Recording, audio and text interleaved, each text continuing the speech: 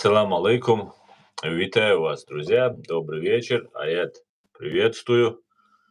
Ассалам алейкум. Валикум салам. И вас всех приветствую, наших слушателей, зрителей. Хотелось бы сегодня с вами поговорить по душам. Мы, правда, всегда говорим по душам, но сегодня вот такой день мы делаем какой-то вот такой наш общий анализ, потому что вот проходит год, значит, и надо сделать какие-то выводы, что мы имели, что будем иметь в будущем. Поэтому, в общем, начинаем, да, Аслан? Да? Да, начинаем, Аят. Значит, тему скажи, какая у нас Да. тема, чтобы все знали. Да? Да, как обычно, объявление. Сегодня у нас 94-й стрим на платформе открытого диалога, 28 декабря 2024 года. Время 19 часов 7 минут по центральноевропейскому времени и 21 час 7 минут по городу Джахару. С нами снова передача на платформе открытого диалога информационно-аналитического центра Президиума правительства Чеченской Республики Ичкерия. И с нами снова Аят Идигов. Аят, сегодняшний стрим наш называется «Итоги 2024 и перспективы 2025 года». Аят, вам слово. Спасибо. Значит, еще раз приветствую всех. Речь, конечно, идет о том, что мы имели в этом году, какие были хорошие события, какие были, значит, желательно, чтобы было получше. Ну, начнем с того, что в 2024 году продолжалась вот эта агрессия России против Украины, и мы все внимательно следили, что происходит. И каждый раз, когда, значит, Кремль бомбил Украину, мы вспоминали, по крайней мере, я думаю, все чеченцы вспоминали, как бомбили нашу республику, как они убивали наших людей, как я говорил, и днем, и ночью. Никогда не было у нас как-то спокойствия. Если ночь ложились, утром шли, уже спрашивали, кого убили, кого там, значит, соболезнования выражать. Так что происходит в Украине, мы понимаем прекрасно, понимаем, с каким врагом мы встретились, и важно очень дать оценку этому событию, почему они напали на Украину, чего они хотят, потому что люди все думают, вот почему и как.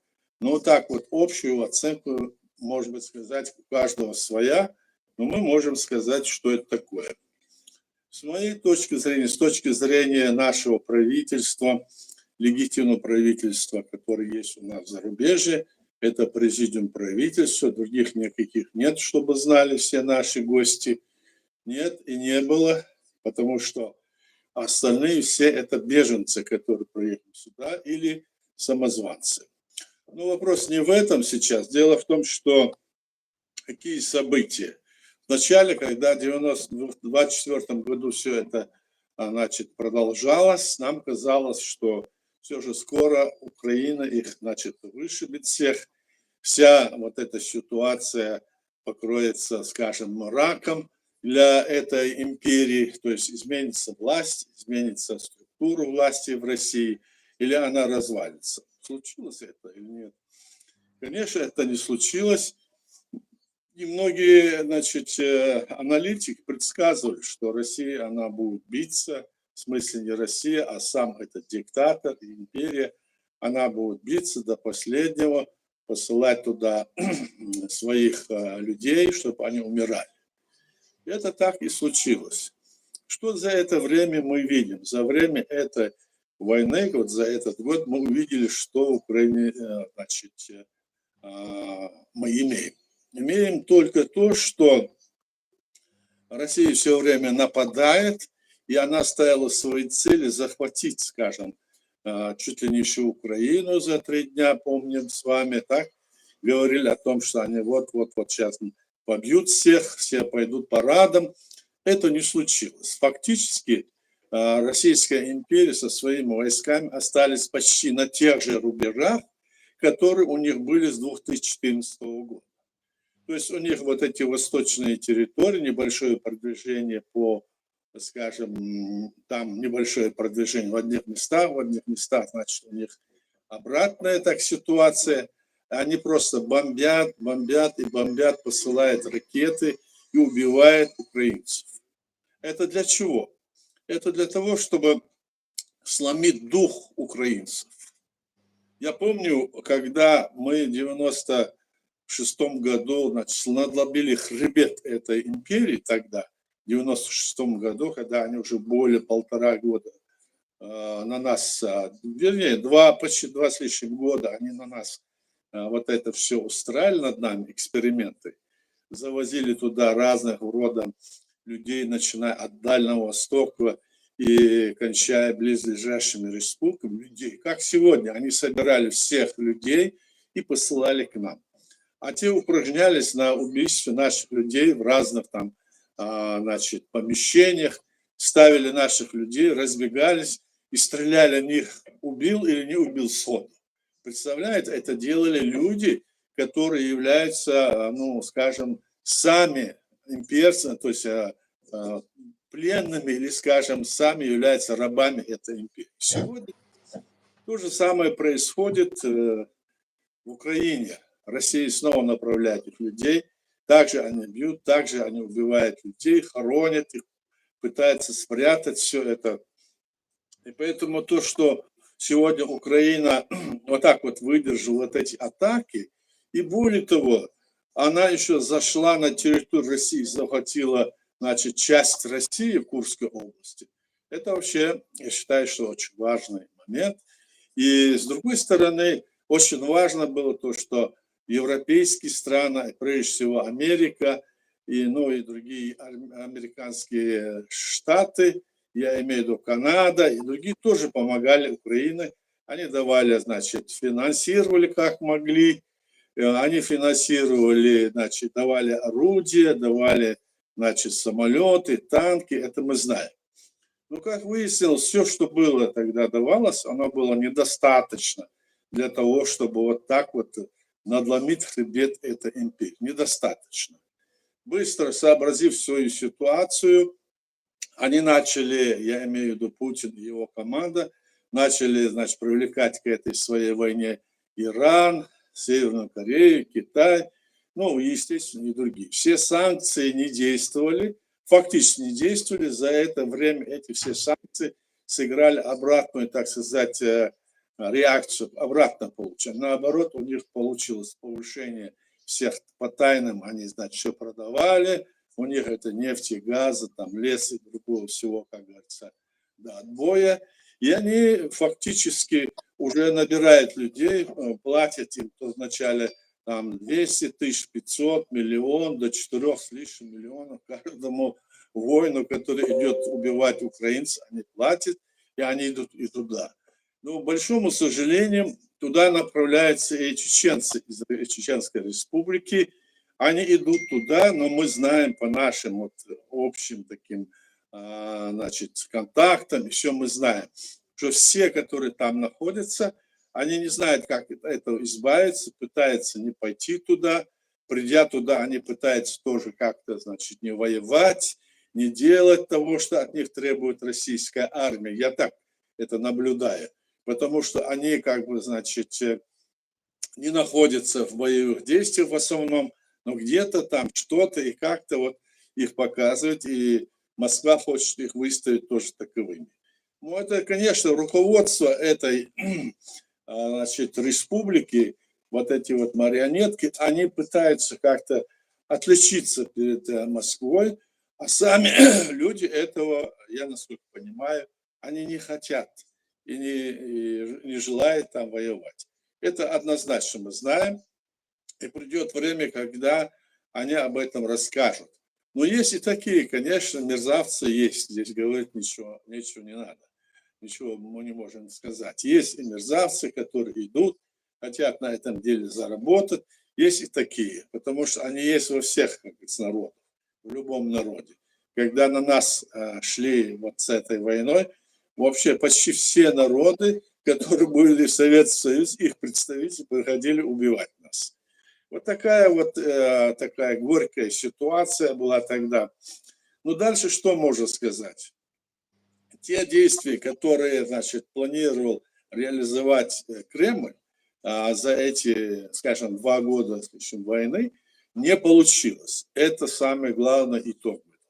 Теперь еще, конечно, жаль, что ситуация не пошла в сторону того, чтобы мы все были рады тому, что эта империя надломилась, и туда пришла бы, скажем, другая власть, переформатировала бы эта страна. Будет ли это или нет? Желает ли это, скажем, Запад? Вот в этом и была загвоздка вся. Насколько мы понимали, Запад не желал развалить Россию, и в то же время они пытались надавить на Россию, чтобы она не воевала, чтобы она не... То есть она, с одной стороны, хотела, чтобы Украина не проиграла, то есть, и с другой стороны, хотела, чтобы Россия не выиграла. Вот такая странная ситуация сложилась. Почему она не хотела, чтобы вот так было? Потому что они боялись, что есть у них атомное оружие, и почти 40% всего мирового запаса атомных снарядов находится на территории России, и все это отдали России. Конечно, ошибка была еще прежде, когда Украина отдала свое военное снаряжение атомное, я говорю, тогда надеялись на это, говорили, что эти страны, которые его к этому склоняли, то есть Киев, они обещали ему гарантию безопасности. И вот одна из этих стран, которая получила это оружие, и напала на Украину сегодня. Нет никакой веры этому, поэтому все должно быть прописано так, как надо. И в то же время это подписанный ими там договор, он имеет свои изъяны. Мы хорошо помним, как это было у нас, когда мы с ними вели переговоры с Россией. Всегда они пытались где-то на чем-то какую-то запятую не так поставить, или где-то какое-то слово убрать, или добавить. И когда уже все уставали, где-то вот наши люди где-то бывали, ошибались. Так бывало.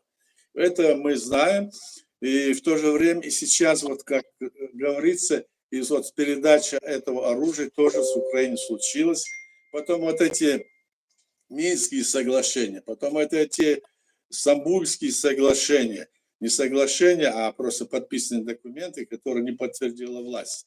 Они не имеют никакой силы, кроме того, чтобы когда вести там какую-то полемику. Вот о чем идет речь. Сейчас, когда вот пришел момент к тому, что в Америке это тоже большое событие, не то что большое, одно из главных событий. Сегодня к власти пришел, фактически уже пришел, через месяц, осталось там сколько дней, меньше месяца, новый президент Соединенных Штатов Америки. Его поведение как-то непонятно нам всем, но в то же время я и мы вот в президиуме тоже верим в то, что Трамп совершит тот шаг, который не совершала прежняя администрация Соединенных Штатов Америки. Они вынуждены будут это сделать, хотя они там и говорят какие-то вот свои, значит, оправдания, в чем и как, и почему, у них есть какие-то там предложения, а вынуждены они будут это сделать, потому что если они дадут выиграть в этой схватке России, то значит демократический западный строй, и эта идея свободы личности, она потеряет свой смысл, она проиграет. То есть рабское состояние, рабское отношение, скажем, между людьми, оно как бы возладает. Тысячелетиями жили в рабском состоянии, а потом, значит, когда вот в Америке, на Западе вот эти французская революция, там, Соединенных Штатов Америки, приняты были вот эти всеобщая декларация прав человека, свободы личности, и она стала как бы преобладать, она создала условия для того, чтобы вовлечь каждого человека, скажем, в управление страной, экономически или другой страной, и по политическим, скажем, признакам он не преследовался, это очень важный момент. И вот в этой ситуации мы видим, что борьба идет вот между. Водораздел находится вот здесь, вот тут. Поэтому нужно сейчас думать о том, что Трамп и его команда не смогут отказаться от этого. Если он откажется, он, как говорится, навеки вечно войдет в историю как один из самых слабых президентов Соединенных Штатов Америки. В то же время я думал и рассуждал по-своему, что они там, когда боролись за власть, когда Трамп хотел прийти к власти, конечно, они в первую, как говорится, в первую очередь говорили об интересах самой Америки, о ее жителях, чтобы избиратели за них голосовали. Здесь нет никакого вообще сомнения, потому что, чтобы он не говорил, вот мы за Украину, если они будут говорить, это не означало, что люди и избиратели Соединенных Штатов Америки все хором пойдут и за него проголосуют. Поэтому он, видимо, зная внутреннюю, как говорится, политику, социальное состояние, все, и говорил о том, что вот так мы там сделаем то-то, то-то. Он как балансировал между двумя этими ситуациями. А в внешней политике, мне кажется, что Трамп будет действовать так, пусть даже прям не сам. Пусть вот он сейчас активизирует эту европейские страны, которые будут делать, скажем, сами эти шаги. Больше будут до 5% вкладываться в НАТО, будут давать вооружение, будут участвовать в этом. Вот это очень важно тоже, с моей точки зрения. И как мы ожидаем, что президент Трамп придет на свою, как говорится, службу, которая 20-го будет инаугурация. И потом мы здесь тоже ставим вопрос о нашей республике.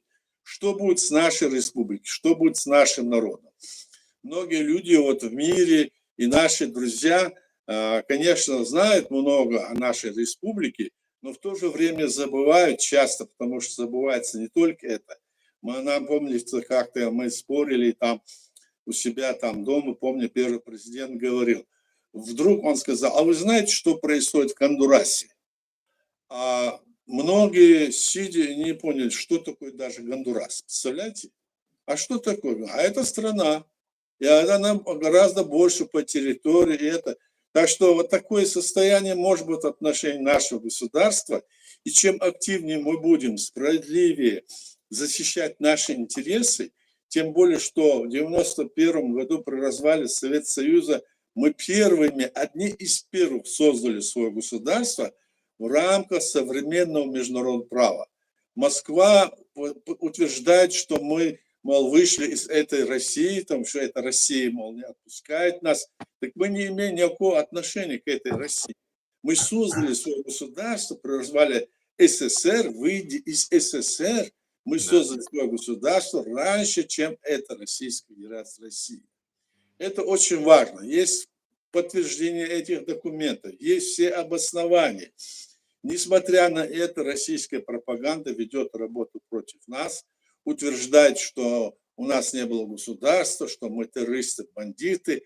Какие только провокации они нам не устраивали. Для того, чтобы столкнуть нас в разных направлениях, допустим. Они там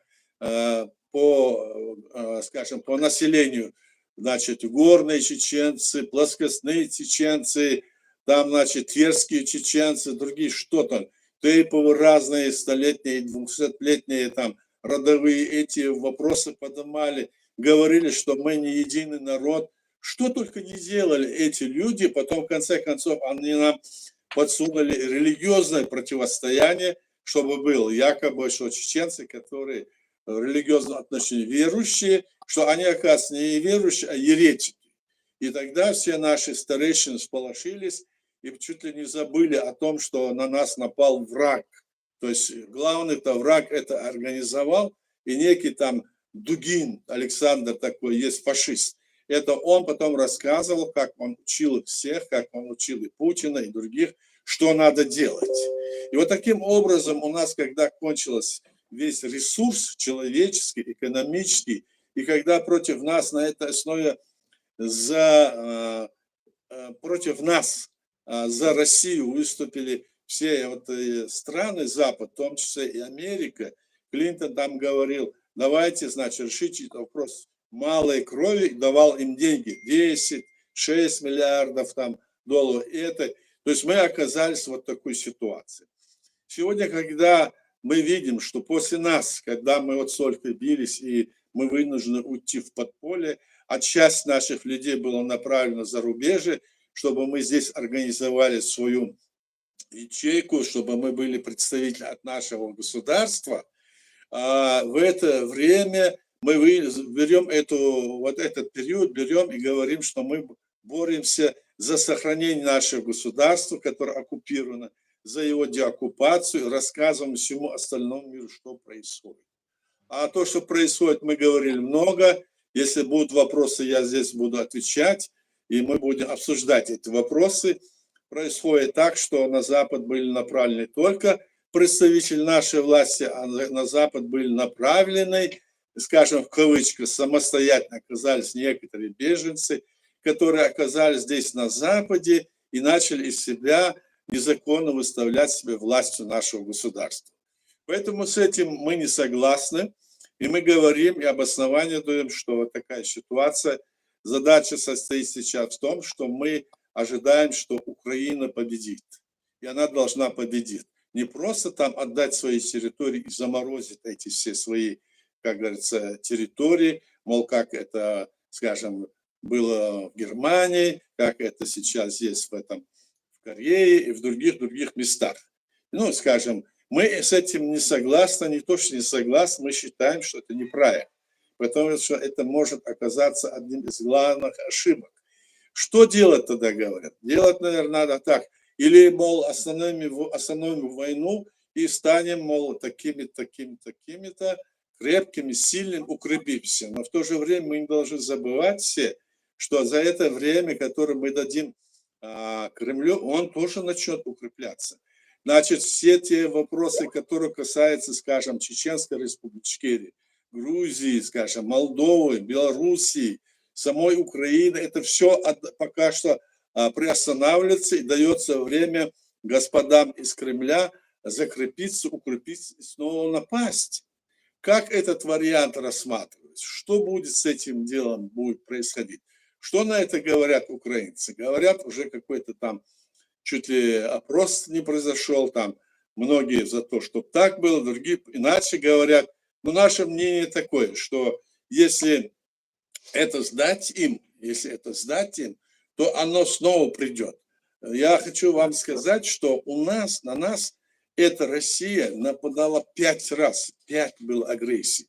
В 91-м, 92-м, 94-м, в ноябре 26-го, потом 11 декабря 94-го, потом 99-го года они снова напали 17 июля. То есть 5 раз они организовали, то есть им всегда давали возможность, можно сказать, вот эти варианты сегодня хотят применить в отношении Украины. Все равно они приходили, снова убивали наших людей, снова уже более подготовленные, договорившись с Америкой или с другими политических основ, какие подведя. Поэтому из этого мы свое мнение говорим сейчас, и мы надеемся, что пришедший к власти Трамп, он на это время трезво посмотрит, хотя он, говорят, неоднозначная такая личность, но в то же время он уже получил хороший опыт, он только боролся, он понял, видимо, и сейчас это не тот Трамп, который был тогда в первой его каденции, когда ему не дали потом второй раз прийти к власти. Мы надеемся, что Трамп сделает все возможное для того, чтобы Российская империя рухнула. Мы не говорим, чтобы она, допустим, ее там победить, разгромить. Мы говорим о том, что эта страна должна быть переформатирована. Эта страна должна быть, может быть, многие республики захотят создать какую-то конфедерацию государств, может быть, а другие хотят выйти из этого. То есть эти вопросы будут рассматриваться, и к этому идут. Вот Рамштайн все на днях там разговаривали, до этого, и каждый день они говорят, чего и куда мы придем, что будет. Мы пока не знаем, и все говорят, пока не придет президент Трамп в свой кабинет овальный, пока надо ждать. Вот такая ситуация. Ну, а у нас есть надежда на то, что все же, как бы то ни было, победа будет за Украиной, победа будет за нами, победа будет за демократическими преобразованиями, которые сегодня есть, скажем, на Западе, и других частях света, и которое должно дальше двигаться и развиваться, чтобы диктаторские режимы, им пришел конец. Но я на этом закончу. Если есть сейчас, вы меня дополните, кто скажет, что вы думаете, как нам дальше действовать. Но свое мнение вы скажете, и мы будем вот сегодняшний такой вот наш стрим и продолжим и дальше. Спасибо. Я на этом закончу, чтобы много времени отнимать. Все, Спасибо, Аят Баркал, я, друзья, напоминаю, у нас стрим идет на официальной странице в Telegram. Вы можете зайти и, когда будет возможность, задать вопрос, принять участие в нашей платформе. Сегодня у нас в этом году последняя на русском языке платформа.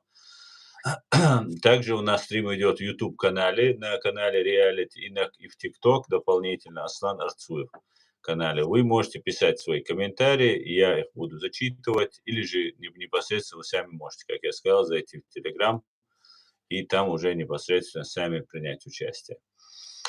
Я всех приветствую, за подарки спасибо. Ва алейкум ассалам, шавикель чумельвенага, шавига машуовой. Здесь есть комментарии, потихонечку я бы тогда сразу с них начал бы, чтобы люди разные темы тут обсуждаются, и вот потом уже к основной теме, что перспективы 25 года, может быть, в конце уже стрима мы тоже тебя спросим. Так, Шамиль спрашивает, он, наверное, и в Телеграме у тебя сейчас там есть, это тот же Халигали. Халигали ушел? Нет, он здесь. Ну вот он и есть, этот Шамиль. Ассаламу алейкум, свободный, говорит Шамиль, и все будет Ичкерия. Сейчас несколько стран будут желать стать 55-м штатом США. А как насчет Ичкерии? Может, нужно вот такое братство? Ну, насколько мне известно, в Америке 50 штатов. Вот после того, как 4 станут там, мы 5-м постараемся тоже заявить. Я так думаю. Все отлично. Так, Аллах, алейк салам. Эд, салам всем свободным людям, салам, уважаемый Аят, салам, брат Аслан. Азербайджан заставил фашистскую Российскую Федерацию и Путина извиниться за сбитый самолет. И подтвердили, что это они атаковали самолет. Я думаю, это начало распада фашистской Российской Федерации. Ждем и верим. Аят, что вот по поводу самолета тоже тема сегодня актуальна. Там наши граждане в том числе были. Что вы скажете? Да, я понимаю. Они, собственно говоря, мы все понимали, потому что там стрельба шла на территории Наурского или Шелковского района, не знаю, но северные районы. И эти орудия, которые вот противодействовали, скажем, сбить тот или иной, это есть, там же находятся войска, где-то до 100 с лишним тысяч российских войск находится на территории Чечении, так, оккупированной. Вот они, конечно, и стреляли там. А то, что это стрелял, они говорят, Кадыров, это там чеченцы стреляли. Не надо переводить это на то, что чеченцы взяли бы и стрелять начали в Азербайджан самолет. У нас не было тогда, у нас были, вот, когда мы вели войну, у нас был один из самых близких наших друзей, это был Азербайджан, который нам помогал, который с нами, значит, и давал нам проходы, возможность, как можно, они помогали, принимали наших беженцев. Мы это знаем прекрасно. Поэтому азербайджанский самолет забывать наши люди не стали бы. Если это наши, не наши, как есть там, наши, не наши, вот таких там много, которые служат, скажем, являются манкуртами.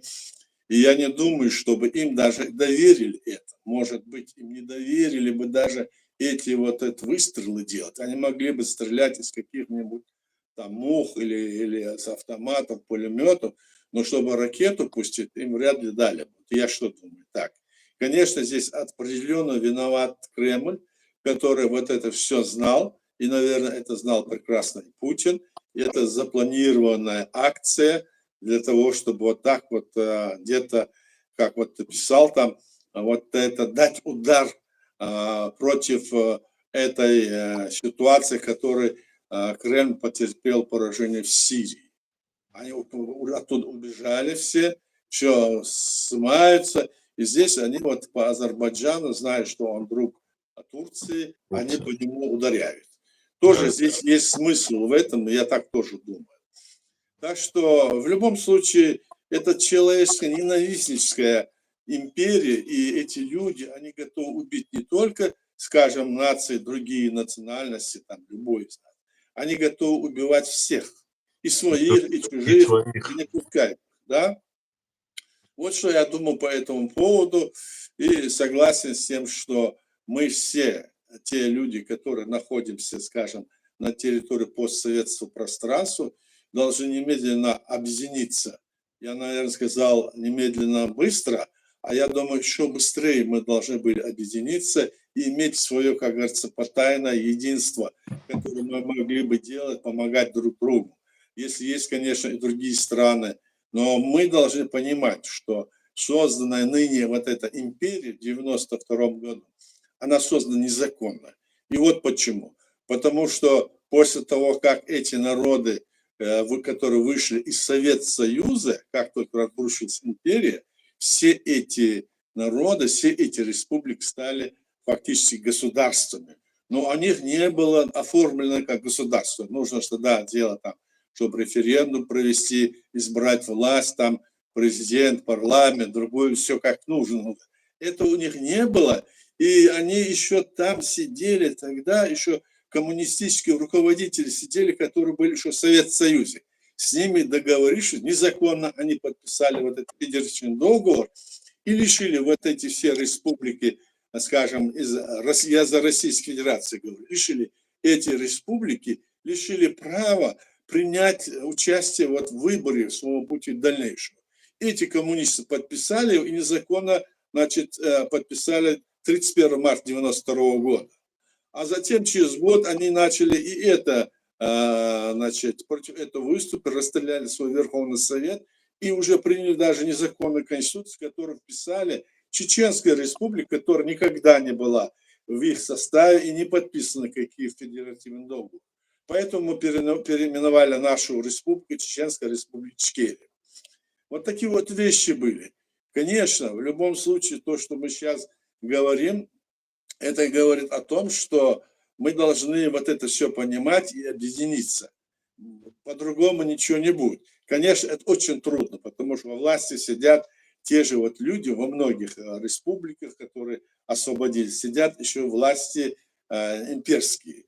Некоторых, я имею в виду, которые были на территории постсоветского пространства тоже. Они манипулируют, они думают, как сохранить свое государство и в первую очередь, как сохранить свою власть. Вот что происходит на данный момент. Вот так я ответил на этот вопрос.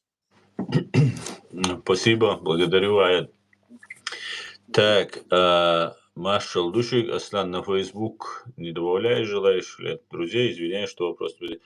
Арктика, да, я не добавляю, но Ахму, Милу, Аязи Чанес добавить, Виру Хай Чанес, Виру добавить. Так, я думаю, Запад до нынешних времен не может поверить, что фашистская Российская Федерация была при СССР сильная армия и вооружение. Это было, но сейчас у них, у фашистской Российской Федерации, все разваливается. И они пытаются только блефовать. Аят, как вы думаете, они больше блефуют или же Эдмамедов прав, они блефуют, либо они на самом деле еще имеют потенциал? Вот я разговаривал с одним таким посвященным человеком, военный, он там ученый, все. Он говорил, что у России почти 40% вот этого ядерного запаса, да, атомных бомб. Если даже эти бомбы на местах взорвутся там, да, то весь мир покроется смрадом. Ну, по крайней мере, вся основная часть мирового пространства, и тогда придется 200 лет ждать, пока все это не изменится. Этого боятся все, он мне объяснял. Может быть, это не так, а может быть, еще хуже. Этого опасаются вот эти страны, эти Запад не хотят. Конечно, они блефуют. Конечно, они блефуют в смысле того, что они там такие герои и все такое. Нету никаких героев там нету. Это все они понимают, что они захватчики, что они фашистующие головорезы, что их не любят по всему свету за эти действия. Они это понимают.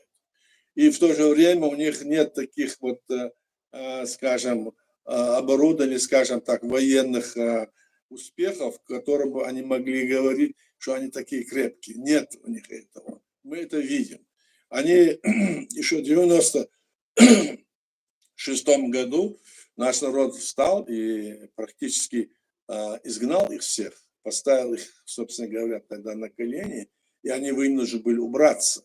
И после того, когда уходили, они еще какую-то там какие-то соглашения начали подписывать. Они приехали для того, чтобы вывести войска, но они там сели, давайте поговорим, подписали какие-то соглашения хасавюртовские, из которых мы оказывались чуть ли не как часть России. Но это не воспринял ни наш президент, ни наш парламент тогдашний, даже не сам Ельцин и не Дума. Так что здесь вот такие вопросы. Мгм. Ну, в общем, вот такая ситуация, в принципе, да. Так, благодарю. Так, здесь комментарий. Только гражданин Ичкерии, валейк салам, свободный гражданин, дели салам машал оль, шавега машуоль. Афганские военные, пишут, атаковали Пакистан на границе в ответ на авиаудар. В результате есть жертвы. Они что, хотят поджечь Азию? Ну, не знаю, видимо, есть какие-то. Надо посмотреть, что это такое конкретно, о чем идет речь. Тогда его можно вписывать, может быть, и в том, чтобы его поджечь они хотят, или это какой-то там конфликт приграничный. Кстати, надо сказать, что то, что происходит на границе, это конфликт называется. И то, что происходит там на границе между разными там людьми, тоже называется военный конфликт, если они стреляют. А война – это когда Россия или любая страна организует военные акции и идет, когда сама страна. Поэтому многие путают, что такое конфликт и что такое война. Сегодня вот то, что делается в Украине, это война. Когда они на нас нападали, это тоже была война. Потому что некоторые наши деятели говорили, конфликт, конфликт. Они хотели в эту область конфликта перевести, это как будто ничто. Надо посмотреть, что это такое. Я, допустим, когда это сегодня случилось, да? Ну да, вроде бы сегодня. Я тоже не слышал Да-да, я не слышал. про эту новость. И вот, тоже вот к этой теме наблюдается, что на каких-то чиновников в Узбекистане Рамзан Кадыров что-то якобы наехал. Просто я прослушал, не увидел этот момент, из-за чего у них конкретно конфликт, и, по всей видимости, это такой имитация конфликта. Сейчас я объясню, что я хочу сказать. Они сейчас вот с азиатскими республиками начинают там что-то ругаться, какие-то там перепалки у них идут. Узбекистанская сторона сказала, что, ну, можно, наверное, поздравить нас, что Узбекистан признал Ичкерию и, ну, своеобразно, конечно, признали, что теперь граждане Чеченской Республики, и они будут особо проверяться на границе из-за того, что Рамзан Кадыров... Видимо, ты говоришь о Казахстане. Нет, Узбекистан. Речь об Узбекистане. Что за конфликт там? Это же Да, самолет в Казахстане же упал. здесь вообще не с самолетом связано. Рамзан что-то на кого-то наехал, потом Я было понял, да-да-да. какое-то покушение на какого-то узбекского было чиновника, якобы, неизвестно, тоже непонятно. Двое чеченцев либо задержаны, либо подозреваются, объявлены в розыске. Я до конца вот все детали не знаю. Ну вот я как раз перед стримом обратил внимание на то, что вот у них сейчас с Узбекистаном возникают проблемы, и сторона Узбекистана говорит, что будет проверять граждан чеченской национальности, отдельно, особо тщательно проверять. Вот это такой нам ответ от братьев узбеков. И вот такое ощущение, что вот сын Рамзана Кадырова, ну, избил тогда парня, который якобы жег Коран. На самом деле есть большие сомнения, что он сжигал этот Коран, а не сожгли это менты. которые его задержали за то, что он работал на украинскую разведку. Это был гражданин Украины, несовершеннолетний, с мамой приехал в Россию, ему уже было 18, и он якобы, как говорят россияне, поставлял информацию Украине, своей стране, и за это ему вот Коран порвали, сожгли, и сын, короче, Рамзана его избил и так далее. И сейчас такое ощущение, вот сейчас вот это сообщение, которое я сейчас написал, что там начинается какое-то движение. Такое ощущение, такое впечатление, Аят, что русские готовятся к какой-то агрессии со стороны Средней Азии. Скорее всего, это радикальные деятели там разные появятся. И вот возможно ли это, Аят, вы наблюдаете такое? Что вы думаете по этому поводу? Возможно ли, что вот этот зеленое знамя войдет в Россию со стороны Средней Азии? Ну, как сказать, теоретически да, но готовы ли они к этому? Это два. Для чего им это нужно? Это три. Так, и готовы ли, скажем, народы на территории России под это знамя станется 4, так можно. Потому что когда вот мне задавали на прошлом там стриме, задавал вопрос, почему там другие народы Кавказа и другие народы вас, Чеченскую республику, не поддержали.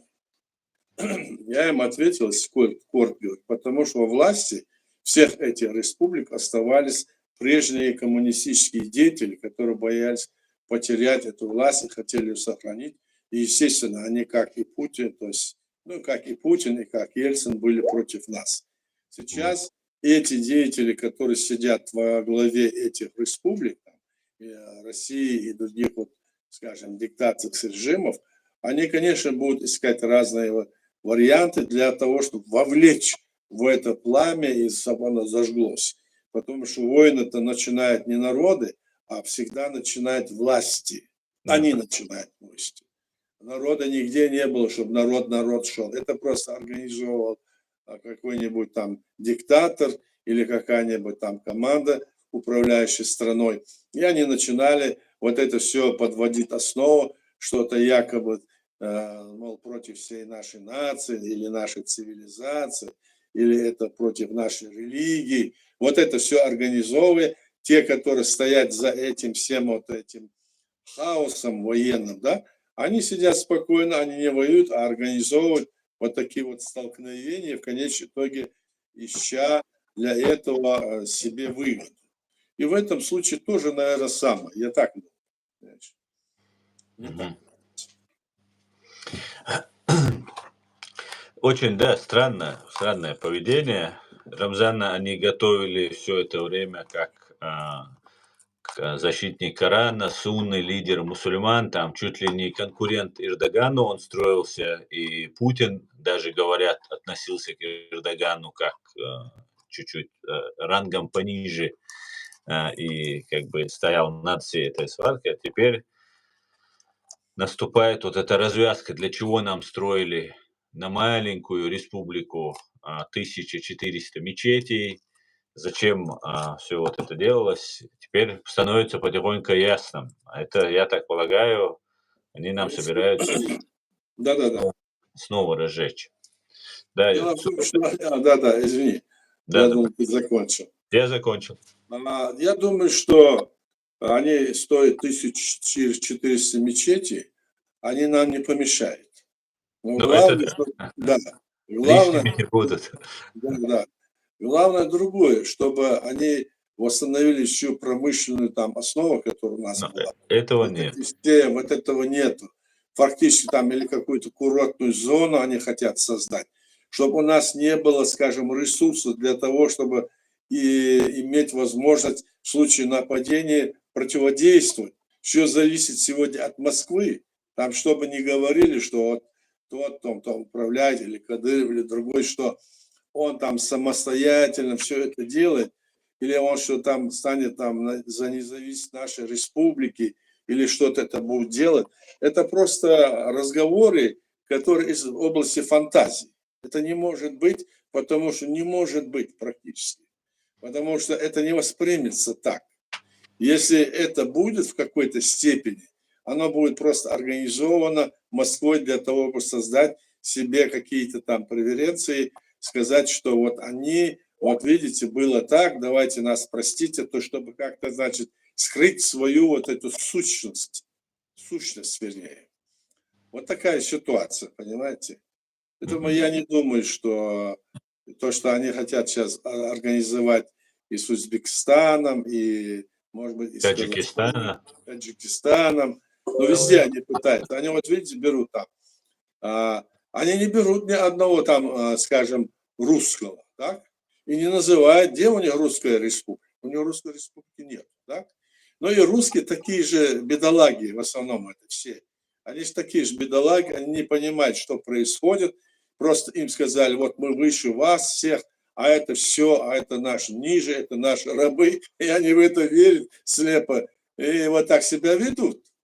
И потом они боятся, что вот что произойдет сейчас, что произойдет. А вдруг, если Путин не станет, что будет со мной? Придут там эти, скажем, вот эти азиатские народы, придут вот эти вот там, китайцы, другие, чтобы они в панике, понимаете, им информационно вот это еще раздают, и здесь на Западе вот эти либеральные деятели, в том числе и наши некоторые деятели вместе организовывают здесь какие-то там съезды их парламента, которые не существуют, которые они сами сделали, какие-то парламенты, которые были там 10-12 лет назад, они говорят, вот мы парламент, а тем парламент говорим. А у них никаких полномочий нет. И туда включаются наши деятели, тоже такие же, так? И вместе они собираются и говорят, мы сейчас вот возьмем, примем решение, давайте подпишем, что развалим Россию.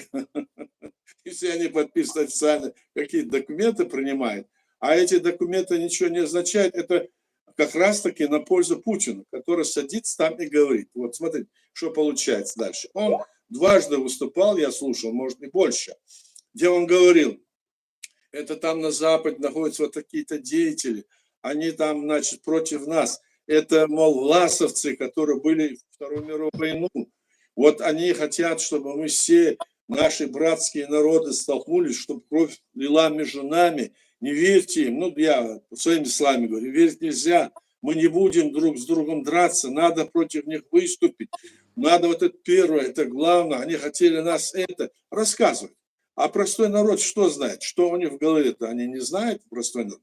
И поэтому как раз это и было на пользу вот этой политики, которую проводит Путин, чтобы объединить вот эти вот все, скажем, массы, которые не понимают, что происходит, и сказать, что вот смотрите, чтобы они так вот ожесточились против Украины, против чеченцев, против других, чтобы они ожесточились. Против всех, кто не русский. Вот что делают, когда вот это на Запад вот эти вопросы поднимают. Вместо того, чтобы иначе заниматься, решать вопрос с правовой точки зрения, эти начинают заниматься этими вопросами, и в то же время эти люди, которые мы сейчас и говорил, эти либеральные, они занимаются тем, что они говорят. Они вот с нашими такими отщепенцами, самозванцами, которые не являются таковыми, и которые все эти годы работали на Крым, они с ними дружат, с ними общаются, шаг-шаг, обнимаются, поддерживают друг друга. Вот наш близкий друг, говорят про тех, которые все эти годы работали на Москву, фактически. Мы это знаем. Это люди из нашего, так сказать, национального выходцы. Они против нашей республики были всегда, и теперь тоже они эту закамуфлированы, они сегодня ведут другую, хитрую политику. Надо сказать, что до 2017 года почти они всегда называли республику нашу, в большинстве случаев называли Чеченской республикой. А дело в том, что еще с 1994 года, 16 января, наша республика переименована Чеченская республика 4. А то, что находится в составе России, они назвали Чеченской республикой. Когда говорят Чеченская республика, подразумевается, что это часть России. И эти все время это говорили. Теперь им как бы было внутренно сказать, что они Чеченскую республику хотят спасать, так? Они говорили какой-то там протекторат, они говорили Кавказский народ, они говорили другие все вещи. И, наконец, сейчас они пришли к тому, что говорят, мы Чеченская республика Ичкерия. Теперь они начали. А до этого они вот эти вещи говорили. Мы это хорошо знаем. И обманываться не надо. И люди, которые есть на Западе, с ними общаются и противодействуют нашей государственности, которая незаконно оккупирована, как и Украина, как и грузинские территории, Молдова и Белоруссия. Вот это надо понимать.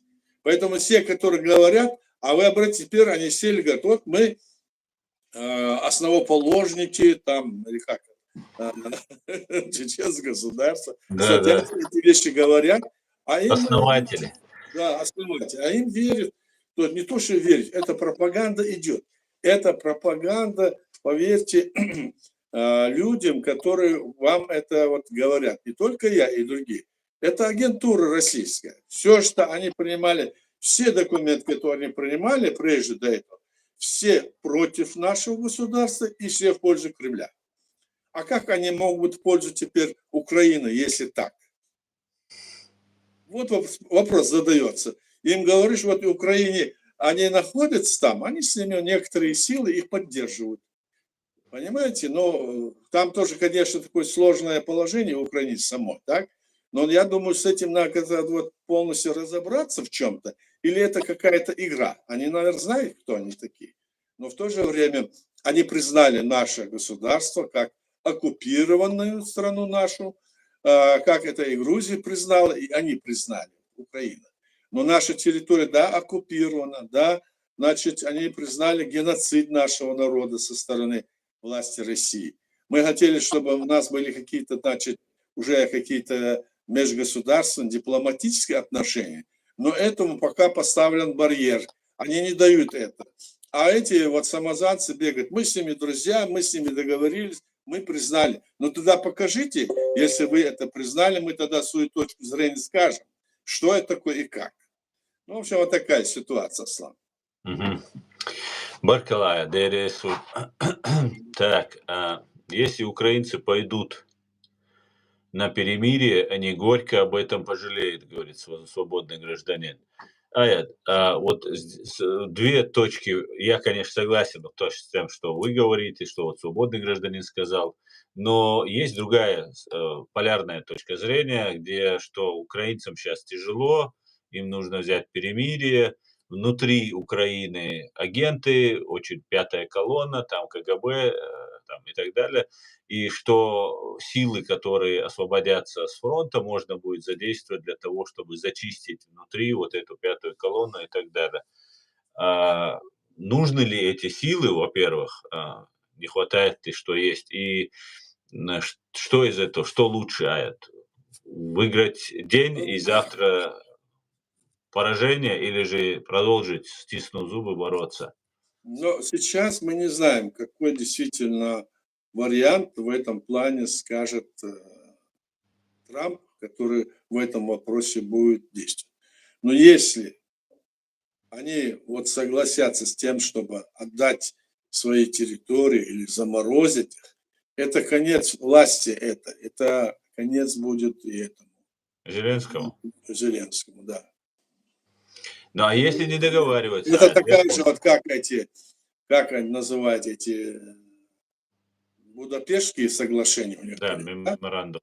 Да, вот это вот такой ход. Здесь можно говорить о том, что если ты им сделаешь эту уступку, ведь сегодня что нужно для России? Россия, Кремль, они хотят стрепенуться, они скажут, вот они пошли, мы за то, что захватили, мы там это удержали, они на нас они хотели больше сделать, но пока не удалось, потому что весь Запад, все Америка на нас напали. Они же ведут там такую политику. Поэтому мы должны понимать, это уже, конечно, дело украинцев, мы их внутреннее дело как бы не вмешиваемся, но мы понимаем, что как они делали, когда с нами каждый раз договаривались, и мы им отдавали всех солдат, матерей, принимали их, там, значит, договаривались, подписывали разные договора, не проходит какое-то время, они снова лезут к нам и снова ничего не спрашивая, идут и воюют, и убивают наших людей. И притом убивают уже потом, они убивают не просто, скажем, как они говорили, террористов, бандитов, они потом заявили, что надо убивать их, сколько там, с 10 до От 60. 10, А? от Да, 10 до да, 65 их лет. всех надо убивать. Это они все такие, они к этому заключению пришли. Вот они что делали. И здесь тоже, наверное, они будут вот такой ход. Ну, не то, что, наверное, это у них испытанный такой вариант, который они давно используют. Поэтому мы исходим из этого. Да, за последнее время, за последние эти 10 лет, в принципе, украинцев они тоже много раз уже обманули. Тоже хоть какой-никакой опыт украинцы уже приобрели общение с Да-да. запоребриковскими. Ну, а если, например, я просто как гипотетически рассуждаю, потому что разные ходят версии, и как бы хотелось бы узнать ваше мнение, так как если же они останавливаются на на границе, как это называется, разграничения или там на нуле, как это принято говорить, и не оставляют эти земли, что это предмет для переговоров, там, дипломатическим путем и так далее. Но, конечно же, угроза для всех военных, там, внутри, если остановить боевые действия, она возрастает в разы. Но тогда Зеленский, например, попросил, чтобы Украину приняли в НАТО. Этот вариант пока не рассматривается. Потом есть другой вариант. Напрямую с американцами можно заключать соглашение о военной помощи. Это военный союз, это как с Израилем, с Южной Кореей, там, с Японией там, и так далее, и так далее. В таком случае, если американцы пойдут, НАТО не берут, но если будет союз, в таком случае, и что вот мы территории не оставляем, будем торговать, ну, будем дипломатически добиваться, ну, вести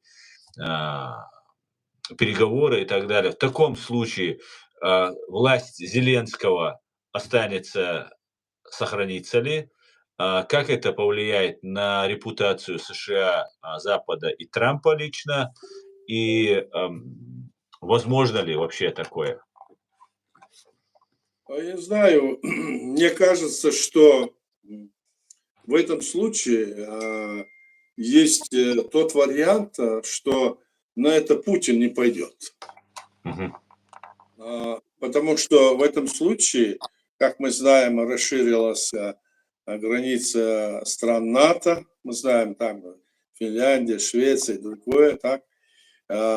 Укрепляется страна, которая, значит, была далеко, теперь пришла к границе полностью от России, от Москвы где-то километров 400, не больше, так, от границы. Мгм. Так, это пришло, значит, дальше что? Выгодного ничего нет, никаких перспектив нету, так? Мгм. И в этом случае вряд ли Путин с этим согласится, мне так кажется. И тогда, возможно, будут те трансформации, которые, это будет рассматриваться с другой стороны. Здесь должна быть такая договоренность, что эти территории что они не передают. Конечно, записано в Конституции, но это обязательно должно быть записано в этом соглашении, или в договоре с Россией, что эти территории, они же обозначили их как часть своей, что они не являются частью России, а что это украинские территории. Но здесь вот такие вот моменты, которые нужно учитывать.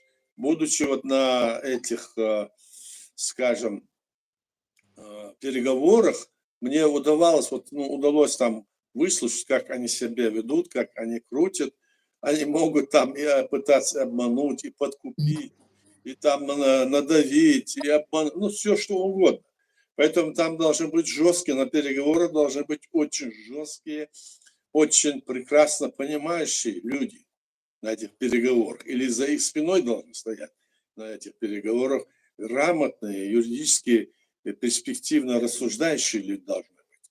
Только тогда можно, если на это пойдет, скажем, но в этом случае я скажу, что для нас, для Чеченской Республики, для Грузии, для Молдовы, скажем, для, значит, Белоруссии вопрос остается открытым. Ну, отдаляется как бы наша ситуация, решение за счет Украины. Хотя в какой-то степени это и будет положительно, вот как.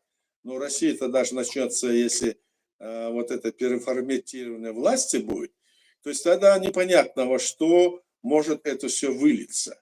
Но в то же время там надо сказать будет в этом договоре, мне кажется, так, вряд ли они на это пойдут, но мне кажется, сказать о захваченных территориях, скажем, нашей республики, Грузии, территории Молдовы, ну и Беларусь. Вот это все надо сказать там тоже, потому что война-то это не просто война между Украиной и Россией, так?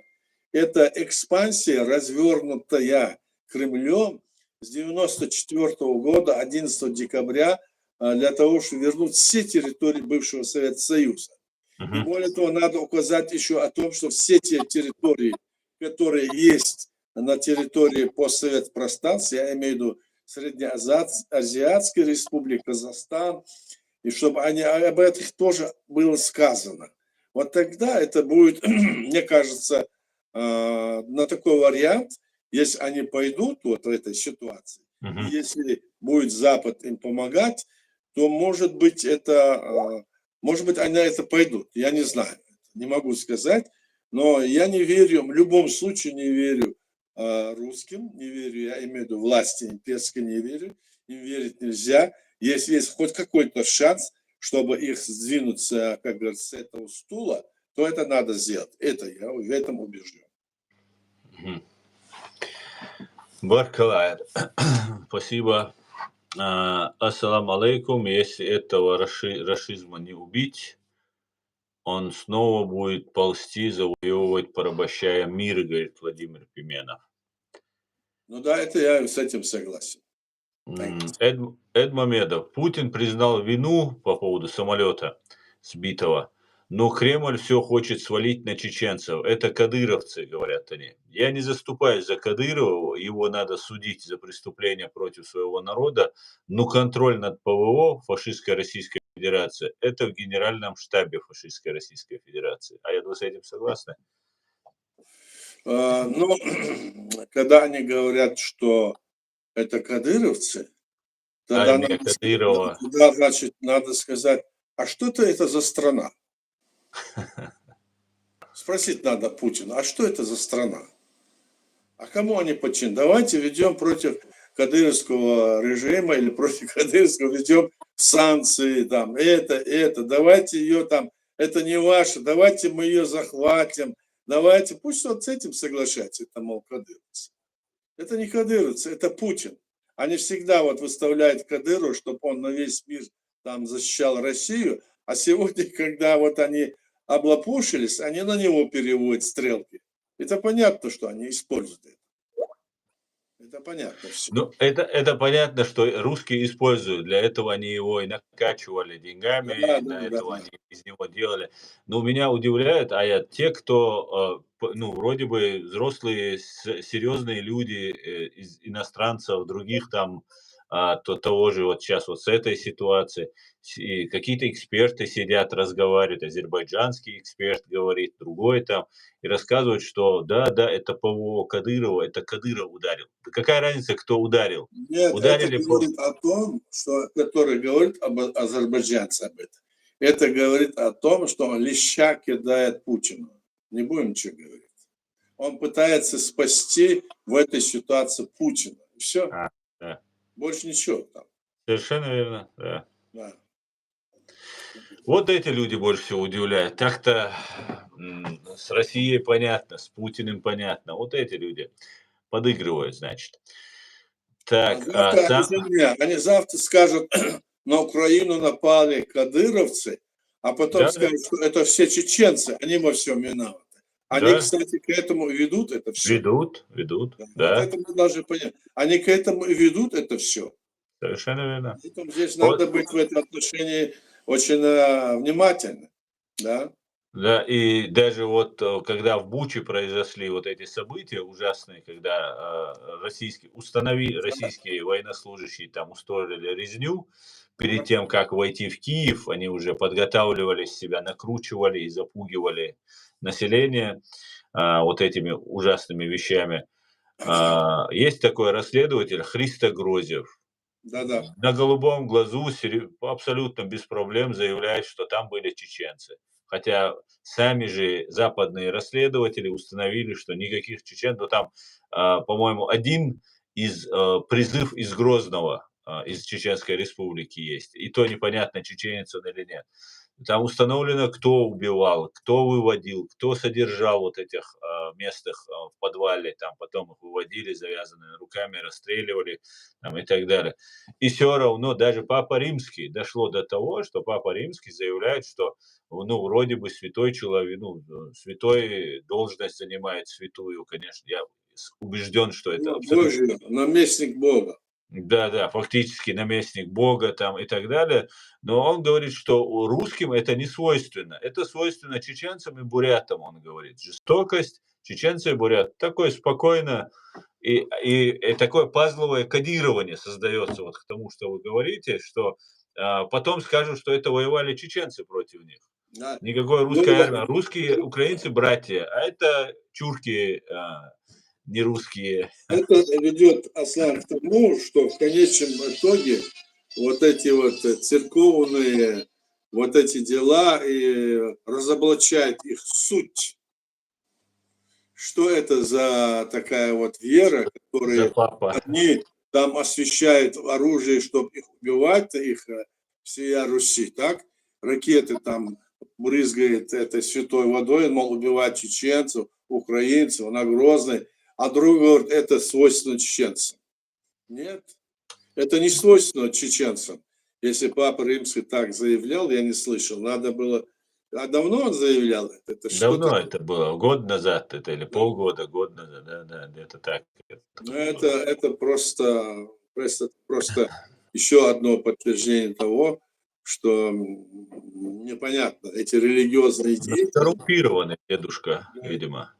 ну, ему сказали, вот это скажи, он делает. Там сидит, Да, это Берлускони сидел, наверное, там подальше. Они это и делают. Берлускони там вовсю разыгрался, говорит, что чечены плохие, это они друг Путина. Ну вот да. посмотри теперь, он умер, правда, Берлускони. Но вот посмотри теперь, какие эти, что он делает, этот Путин, и чем они занимаются. Вспомните этот Сахар Рязанский, вспомните другие, вспомните, сколько они наших людей, детей убили, сколько они убивают вот сегодня в Украине людей.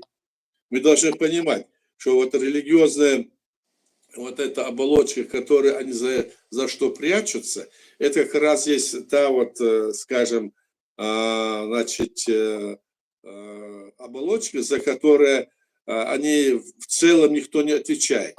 То есть, ну, общая команда там за это не отвечает, ни народ, ничего. Каждый человек самостоятельно отвечает перед Всевышним за свое поведение. А они из нее хотят сделать военную команду религиозную, понимаете? И сделать там столкновение цивилизаций, все такое. То есть это все игра, и мы должны это понимать. Поэтому и нам, чеченцам, тоже надо понимать, вот эти все разговоры, ни одна мусульманская страна нас не признала, когда мы столько бились, все это было. Никто. Никто. Афганистан признал, а это Афганистан. Но Афганистан, да, это было, правда, они признали это, Умар у них это признал. Но это была такая страна, Да. которая сегодня не похожа на сегодняшнюю даже. Это же не те. Все же это не те были. Да, это было. Это, но все равно это было не то в таких ситуациях. Знаете. А сколько других стран? Это воюющие, сколько каких вот странах мы не были, встречались разными, значит, президентом ассоциации исламских государств. Никто нас не хотел помогать и не Да? думал. Мы должны сами думать, как себя, как говорится, спасти, как спасти своих детей, как спасти будущее нашего народа, как нашу территорию освободить. Вот поэтому мы должны за это думать в правильном направлении, а не кидаться во все эти дебри, когда, скажем, в этом христианском мире тоже они между собой все воюют, и это. И в исламском мире посмотрите, сколько течений.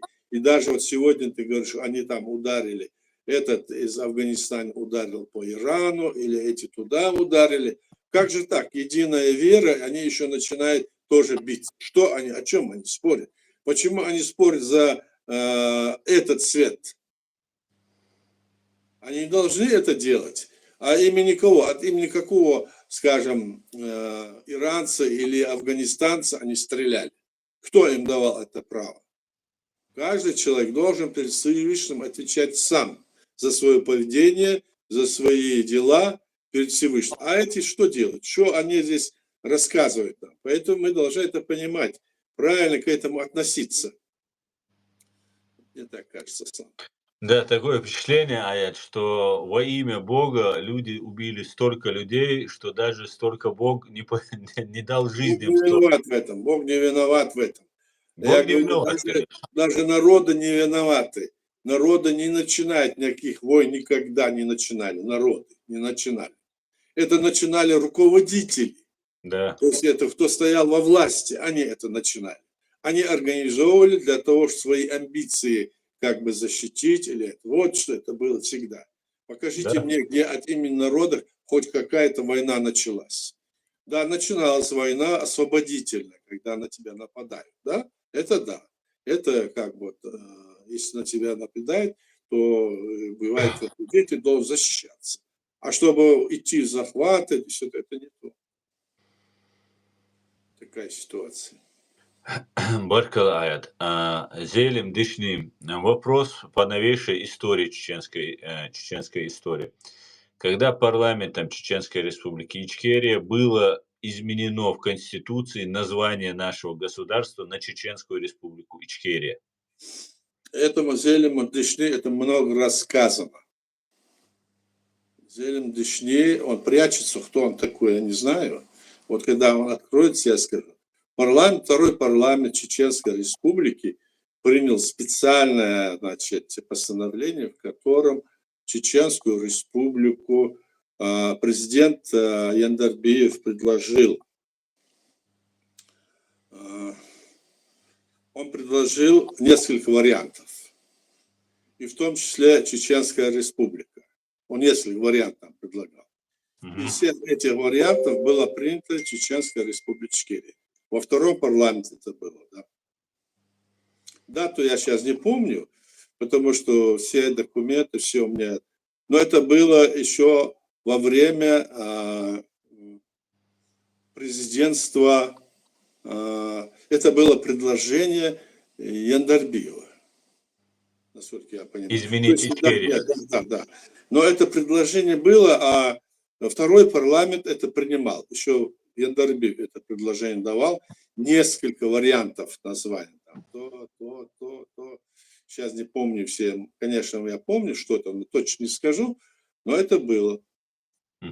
Если это его устраивает, это вопрос я отвечаю. Спасибо, Баркал Аят. Аят, Зелимхан Яндарбиев стоял у истоков государства, был вице-президентом, был очень близким человеком и Джахару, и вы с ним очень общались, долго дружили. И сейчас про него очень много распускается слухов, там, ну, разные, что он такой был, сякой, что он радикализировал нас там и так далее, хотя человек посвятил там всю свою жизнь и отдал свою жизнь, сражаясь против оккупанта. Поэтому, если можно, чуть-чуть о нем можете что-нибудь сказать, Аят? Что это был за человек? Говорят, он был очень интеллектуальный, очень образованный человек, очень умный человек. Яндарбиев Зелимхан был очень образованный, очень умный, и в политическом плане тоже очень подкованный. Он был писатель, поэт. Он, в общем, он болел за свой народ, и это я точно знаю.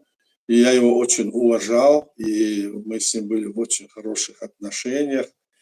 Но ситуация так изменилась. Он все время был на стороне нашей республики. И когда вот Джахар Дудаев погиб, вот эти религиозные все эти дела раскрутились, тогда, мне кажется, его как бы сдвинули ситуация так напряглась, когда он поехал в Москву встречаться с Ельциным. После этого он как-то изменился, и у него пошли, он уже тогда понял, насколько я знаю, он понял, что с Россией нечего вообще разговаривать, и он тогда ориентироваться стал на Ближний Восток, он стал ориентироваться на исламские эти страны, и поэтому он развернулся туда. Хотя мы не согласились, я лично с этим не согласился, говорил ему, что это нельзя делать, а он на эту линию, значит, все время говорил, что другого хода нет. Просто дело было в том, что эти люди, которые были в окружении его, большинство, которые поехали с ним в Москву тогда встречаться с Ельциным, вся эта команда, ну, скажем, 90% это были все про имперские люди. Ну, они были чеченцы, но многие из них можно по фамилиях назвать, я их знаю, они были. И потом там видно, когда вы наблюдаете, как они там хотят его посадить, там, мол, сядь против Завгаева и все такое, а он не хочет сесть, и вот это. И там они взяли, еще подписали договоренность, бумагу, так сказать, на бланке России, понимаете, на бланке России. Он был, конечно, взволнован, и там не было, вы обратите внимание, там не было ни одного человека, который бы ему там помогал или говорил, вот делай вот так или вот так. Все сидели, молчали, все говорили там то-то, то-то. Он говорит, нет, уезжай. И в конце концов, поняв эту ситуацию, там эти же, я говорил, это русские, они же в этом деле очень такие собаку сели. Они взяли, значит, подписали вот на бланке России, подписали документ о том-то, о том-то, о том-то. И с задней стороны вся эта делегация расписалась на этом документе. А так как этот документ был подписан на бланке России, а с нашей стороны не было, как бы, это не должно было быть на бланке России, это как бы выглядело, как будто это часть России.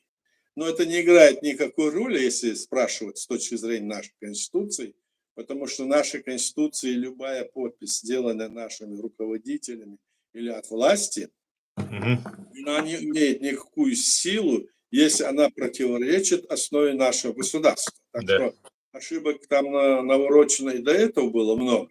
И мы должны были дальше идти, это можно было как бы смести, потому что с этой точки зрения это не имело никакого значения в том, что якобы изображать, что якобы мы там подписали документ, что мы часть России. Да, они обманывали нас, но в нашей ситуации, наша Конституции, решение нашего народа на общенациональном съезде, референдум традиционно наш, там сказано четко и ясно, что наша страна – это суверенное, независимое, демократическое правовое государство. На этой основе мы должны держаться. Поэтому Зелену я отдаю дань уважения, но в то же время ошибки были не только у него, были ошибки у многих наших президентов, наших политиков. Не мудрено, потому что мы оказались в такой ситуации, которая, и эти документы, которые нам они могут выставить, это не значит это тогда. А вот другие документы, которые вот эти самозванцы, которые таковые не являются, здесь подписывают документ в 2001 году, 2002 году, потом в Копенгагене, потом они делают разные рода вот эти документы, концепцию обусловленной независимости, этот бывший наш министр, который сегодня в Америке живет, так? Они там открыто, там написано всего их документов, которые они пишут, что мы являемся частью России там. Они не пишут прямо, думают, написано часть России. Они там это закамуфлированно говорят, вот как будто в нашей страны нету. А там в 2001-2002 году прямо открыто говорится, там даже в Вашингтон-Посте газеты написано, что мы являемся, то есть якобы они тайно договорились, вот есть такой Глен, как его фамилия забыл, вот на днях вот мы смотрели с тобой, тогда было, они приезжали, вот фамилию забыл ее, ну Глен его зовут, да, он там, значит, американец пришел, и они закручивали вот тайные вот эти дела о том, что мы являемся частью России. Так? И когда Масхадов еще туда звонил мне и говорил, что надо туда поехать, я поехал туда, они не давали мне место, где они находятся. Я был в Женеве, приехал за день, 3 ночи мне пришлось Мгм. ждать на вокзале, они мне не давали места, где там был. И когда уже я там на последний день, когда они завершали, видимо, они мне дали этот вопрос, я приехал туда и обнаружил, что они тайно что-то там договорились. Потом в Вашингтон-Посте это было опубликовано, я это опубликовал.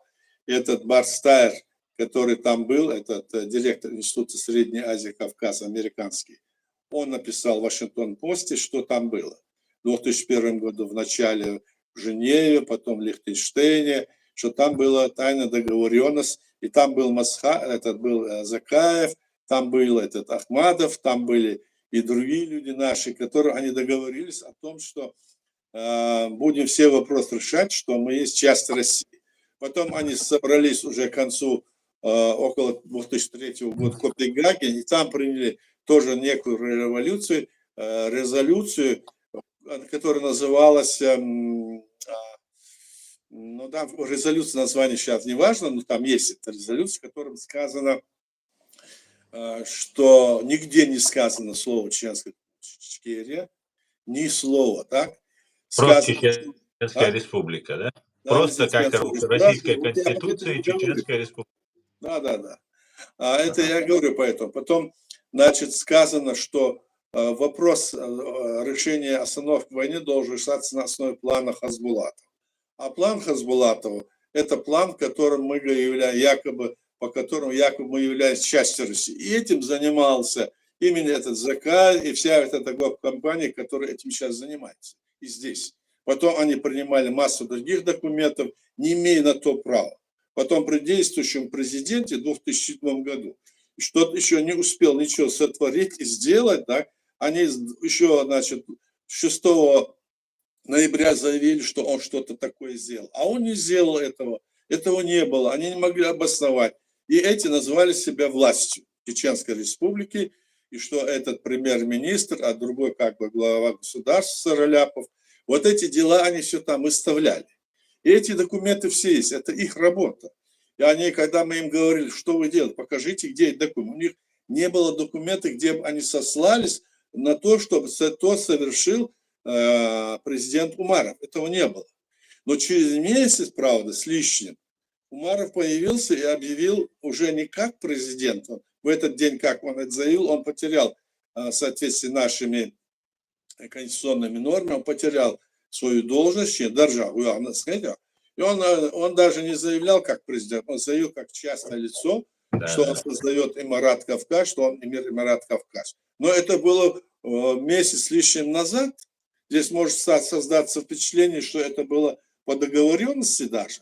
Но этого нет, насколько я знаю, этого нет. Это была вот эта провокация со стороны этой команды Сарляпов-Закаевской. Вот чем они занимались. Все эти дела, которые они закрутят, они вертят, так? Об этом мы говорим, мы об этом пишем, об этом знают все в мире, кто интересуется нашей проблемой. И эти ошибки не имеют никакого значения, потому что те, что когда во время войны Яндарби и все это, а то, что целенаправленно вот сделал, это предательство. Вот то, что делают эти, это предательство, здесь нет никакого сомнения, потому что тогда делать то, что мы тогда во время войны, наш президент где-то какие-то ошибки делает, что-то бывало вот так, это было в условиях такой жесткой, скажем, конкуренции, военного противостояния. И потом, когда мы анализировали эти ошибки, признавались, и мы не шли дальше на это, и потом говорили, что это незаконно, и это не будет. А то, что эти люди натворили, назвав себя властью, незаконно назвав себя властью Чеченской Республики Ичкерия, присвоив себе должности, которые нет в нашей стране. У нас должность премьер-министра нету. Посмотрите закон о президентской деятельности. Там четко и ясно написано, что кабинет министров возглавляет президент. Ну и в Конституции это есть. Эти люди этими делами занимаются, не зная и не имея никаких полномочий. При действующем президенте и правительстве в 2007 году они заявили, что они уходят в отставку и больше не подчиняются президенту. С этого момента это частные лица. И вот эти частные лица пытается вместе с этой командой, скажем, российскими агентуры, пытаются вот себя представить, как будто они являются властью нашего народа, и что эта власть якобы, значит, сегодня поддерживает. Они же заявили, что мы часть России, вот я перечислил выше вам это, да. С тех пор они друзья, конечно, Кремля. Они всегда их могут использовать. Вот она, эта власть. Нас они пытаются, конечно, блокировать. Для нас это честь. Мы не можем быть с ними никогда, потому что у нас другая позиция. А с этими они носятся и везде, во всех странах их, значит, пропагандируют. Ну, естественно, ведут их за руку, оказывают им материальную помощь, иначе откуда они бы могли по всему миру ездить, крутить, заниматься, разные вещи из себя изображать. На самом деле это самозванцы, это отступники, и вообще они не имеют никакого отношения к нашему государству. Это должны знать все люди, и наши друзья, это должны знать наши чеченцы, наши граждане, не только чеченцы, все. Поэтому если мы будем на этой основе с ними, как бы их деятельность не может быть признана ни одной, скажем, страной, и поэтому они там из себя изображают, что якобы там они собрались, вот я видел, там они собрались, и говорят, вот Закаев сел там, рассказал, вот у нас 5 там батальонов, которые ему, мол, подчиняются. 5 батальонов в Украине, мы пойдем туда, имеется в виду, пойдут они в Чечню, захватят и все такое. Ну как же такие вот вещи сидят и говорят. И вот этот Глен, который я говорю, американский, он там тогда вот как раз был один из организаторов вот этих переговоров, которые были в 2001 году в Швейцарии, где они 3 дня не давали мне возможность приехать туда. Он там организовал это все. И там еще был этот Гульдеман, который возглавлял ОБСЕ. миссию ОБСЕ в Грозном, когда у нас были там переговоры. Они тоже были очень так вот.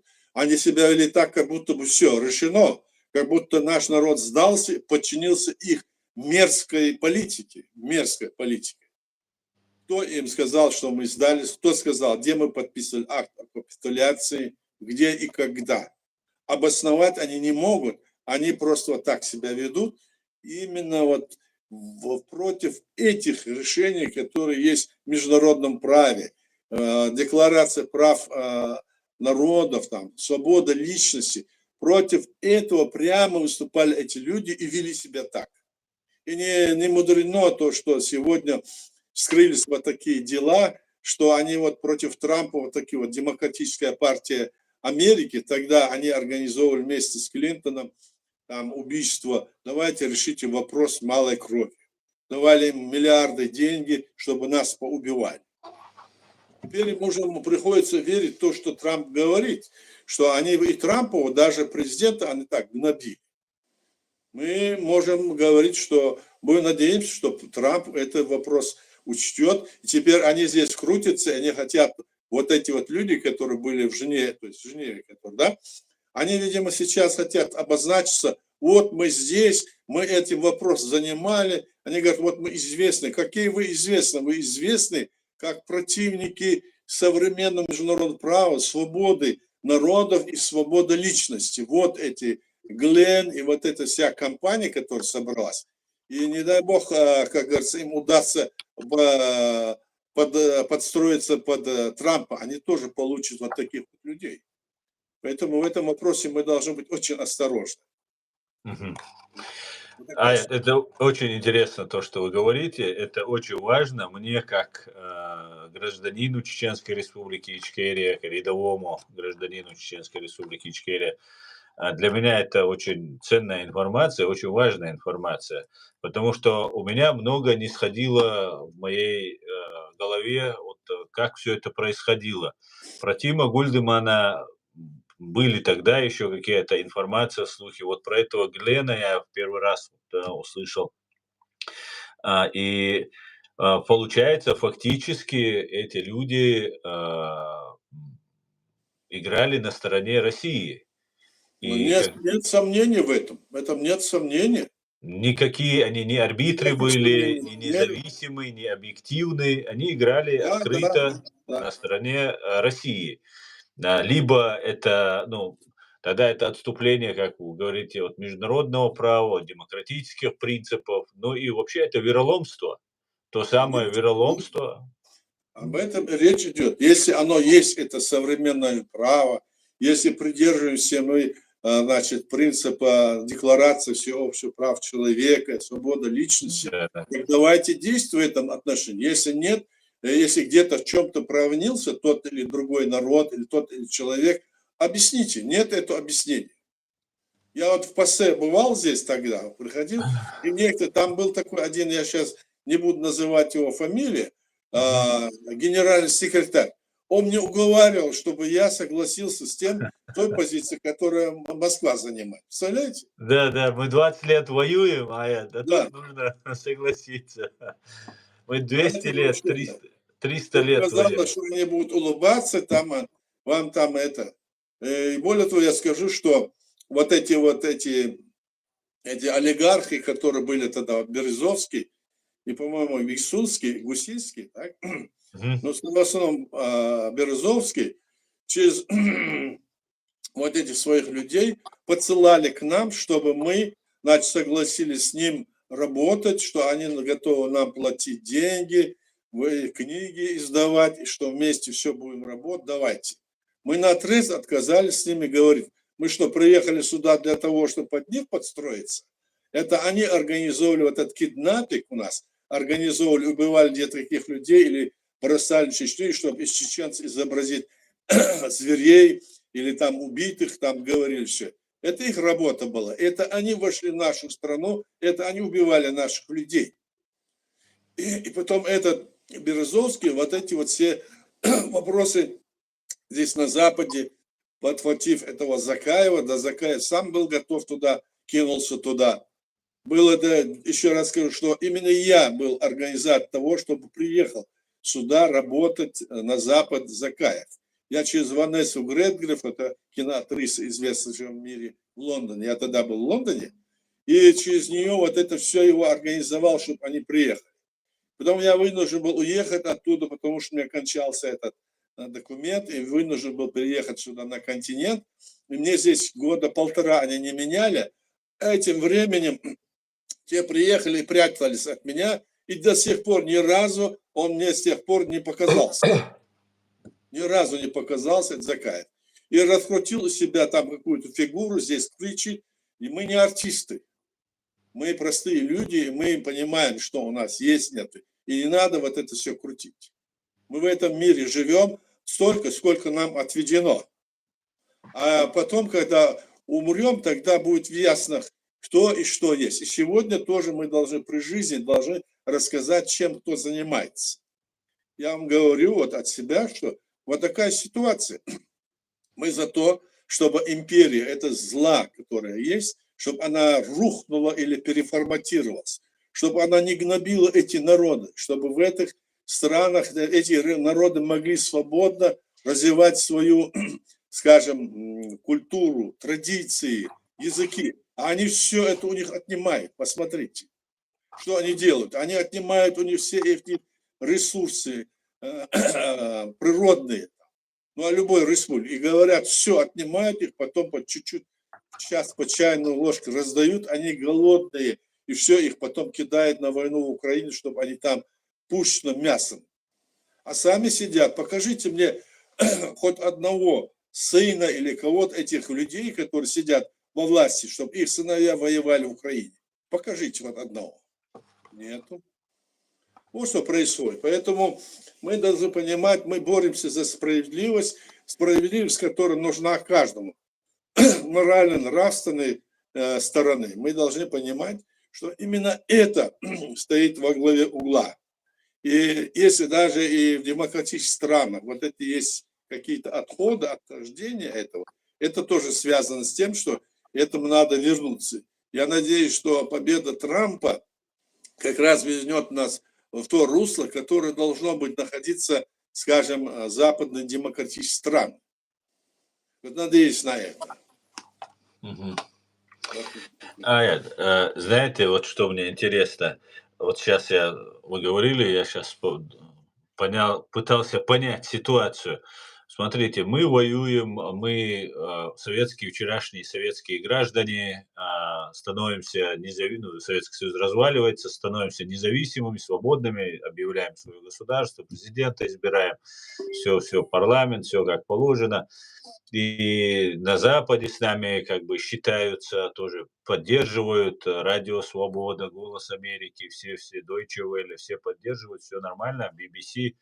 И потом, после 2 лет тяжелейшей войны, после гибели первого президента и всего остального, Тим Гульдеман и вот этот, Глен, как его, по-моему, да, его зовут? Ну да, А, Марк Лен или как-то его, да, не знаю. Да-да. И вот эти 2 человека, вот сейчас хорошо, что он появился. Мне просто было очень интересно посмотреть на того человека, который со стороны американцев поступил к нам вот так, предвзято, непоследовательно поступил.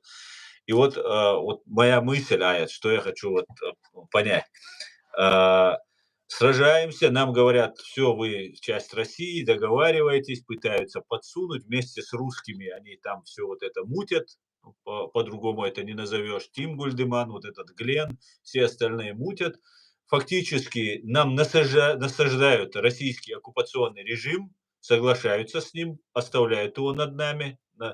Все эти 20 лет нас унижают, убивают, массово убивают. Никаких Глены, никакие Тимы Гульдеманы в этом не замешаны, ни в чем, никак они, не привлекают, общественности внимания, хотя они являются виновниками того, что происходило у нас на протяжении последних лет. Соучастниками. Соучастниками, да, соучастниками всего этого времени. И после этого их как бы нет. Я этого человека не видел, например. Про Тима Гульдемана уже тоже все забыли, потому что за чеченский народ они дальше не пеклись. Теперь же о каких-то батальонах эти люди говорят. Теперь же чеченцы должны воевать. И теперь вот как бы хотят показать, что у них какие-то батальоны. Они что, вы правильно говорите, скорее всего, это такой месседж Трампу делается. У нас здесь есть батальоны, у нас здесь есть правительство. Надо сказать, что нет у них никаких батальонов. Нет, Нет, у него конечно. есть один там какая-то группа людей, может быть, это и батальон называется. Но все наши командиры, которые там есть, не подчиняются Закаеву. Это они официально сами заявляют все. Да, вот И у меня на вот эта стриме вот эта игра, заходят. это не нужна. Не нужна. И притом они все являются не отдельными батальонами, они являются добровольцами, которые находятся на территории, скажем, Украины в составе ВСУ. Это мы знаем сами. Мгм. И в то же время, с кем они имеют дело и как они сейчас раскручивают, хотят вот эту кампанию еще раз. Поэтому в Ага. этот день мы обязаны это сказать, и мы это поэтому говорим. Видимо, тогда они были на самом пике, на самом верху, встречались в Кремле, сводили чеченцев русских, все было так нормально. Видимо, русские, я не сомневаюсь, где есть русские, там Я, есть коррупция. знаешь, Да-да. извини меня, когда они вернулись из этой Москвы, тогда подписав этот Мгм. договоренность, потом по приезду президент Яндарбиев издал указ о немедленном выдворении с территории Чеченской Республики этого Кудима Гульдама. Это после Москвы, Аят. Да, Когда после они... Москвы. Да. Это И я многое тогда, объясняет. а? Ага. Послушай, Это многое объясняет. да. И я тогда, услышав это, Яндарбиева я не мог до него, куда-то он выехал, там вообще дойти, а этот был в Грозном, Мгм. там, помещение, где находился Гульдам. Я со своим товарищем, еще одним или двое, мы поехали туда к ним, чтобы вот как-то вот, почему он это делает, что. Тогда нам еще не было известно обо всем, не было известно. И когда приехали туда, там были люди, которые там вокруг Гульдамана были. Они говорят, он срочно уехал. Куда? В Ингушетию. Больше он не приедет. Ну, я как-то переживал за него, думаю, почему это Яндарбиев так делает. Ну, со своей стороны хотел разобраться. А у него, вот по этой причине, оказывается, он вызвал. И здесь он мне когда я приехал туда, на третий день, когда мне сообщили, в Женеве, там, это не Женева была, а Коо, так называемый небольшой городок. Мгм. Там, когда я приехал, и я тогда им сказал, что хотелось бы, что вот вы проводили здесь переговоры и все такое, я понимаю, но хорошо бы сейчас сделать заявление для того, чтобы сказать, что вот мы здесь собрались, и вот рассматривались вот такие-то вопросы, и вот по этим нескольким вопросам мы договорились, а остальные вопросы перешли на следующую, мол, встречу. Мгм. И этот Гульден как начал там чуть ли не это, это вам не Чечня, это Европа и все такое. Это узнать. Я был удивлен, ну что да, это узнать. А рядом сидел справа этот Щекочихин, такой депутат. Он был Да. член, он был подполковник, член комитета обороны и независимости России. Я говорю, если вот здесь вот сидит этот член комитета такой, как это Путин не знает, о чем ты говоришь? Ну, в общем, давайте перенесем, завтра, мол, встретимся. А они, видимо, ночью шуганул умчался этот Гульдеман и этот Глен, они смылись. Их не было. Утром, когда мы должны были встретиться, чтобы дальше продолжить, якобы. Вот такой номер они выбросили там. Вот что я хочу сказать. И там еще находился этот Ахмадов, и лес, там еще с ним был Лём Усманов. И они тоже себя, видимо, под это подпали, под это и крутились. Потом они выпустили вот эту свою концепцию об условной независимости, в которой сказано, что мы есть часть России. Все это сметается. Это все против нашей Конституции и против воли нашего народа. Вот поэтому мы должны в этом плане вот так вот работать. С этими людьми нельзя работать, их нельзя подпускать к нашей, так сказать, линии. Почему? Потому что они до сих пор не признают своих ошибок, не говорят о том, что то, что они натворили, было во вред, да и куда им пошло, им не дадут это сказать. Это понятно. Хорошо, спасибо, Аян. Я эту тему потом лично с тобой еще обсужу. У меня Хорошо, хорошо. еще вопросы есть. Ясно. Давайте перейдем к комментариям. Давай люди будут задавать вопросы. Есть же люди у нас. Давай. Да-да. Друзья, если сейчас я посмотрю, если что, вы, наверное, уже тут много настрочили комментариев. Так, умеют они все-таки разрабатывать, так, происхождение. Лубянка так коварна, что даже люди, люто ненавидящие московских марионеток, разъясняя происходящее, вынуждены комментировать происходящее с позиции, которая может показаться прокадыровской. Это, это на комментарий Эда, который только что был. Свободу Ичкерии, слава Украине, героям слава. Так, Машдовель, Масу Машвовель. Так, комментарии вы здесь. Сегодня вы в ударе все.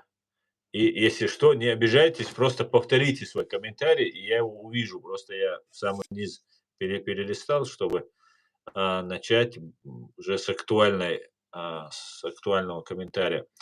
Руслан Хасбулатов в своем интервью сказал, что от довоенной промышленности в Чечне не восстановлено и 3%, а данные о добыче нефти в Чечне засекречены. Что вы по этому думаете, Аят? Я думаю, что он сказал правильно.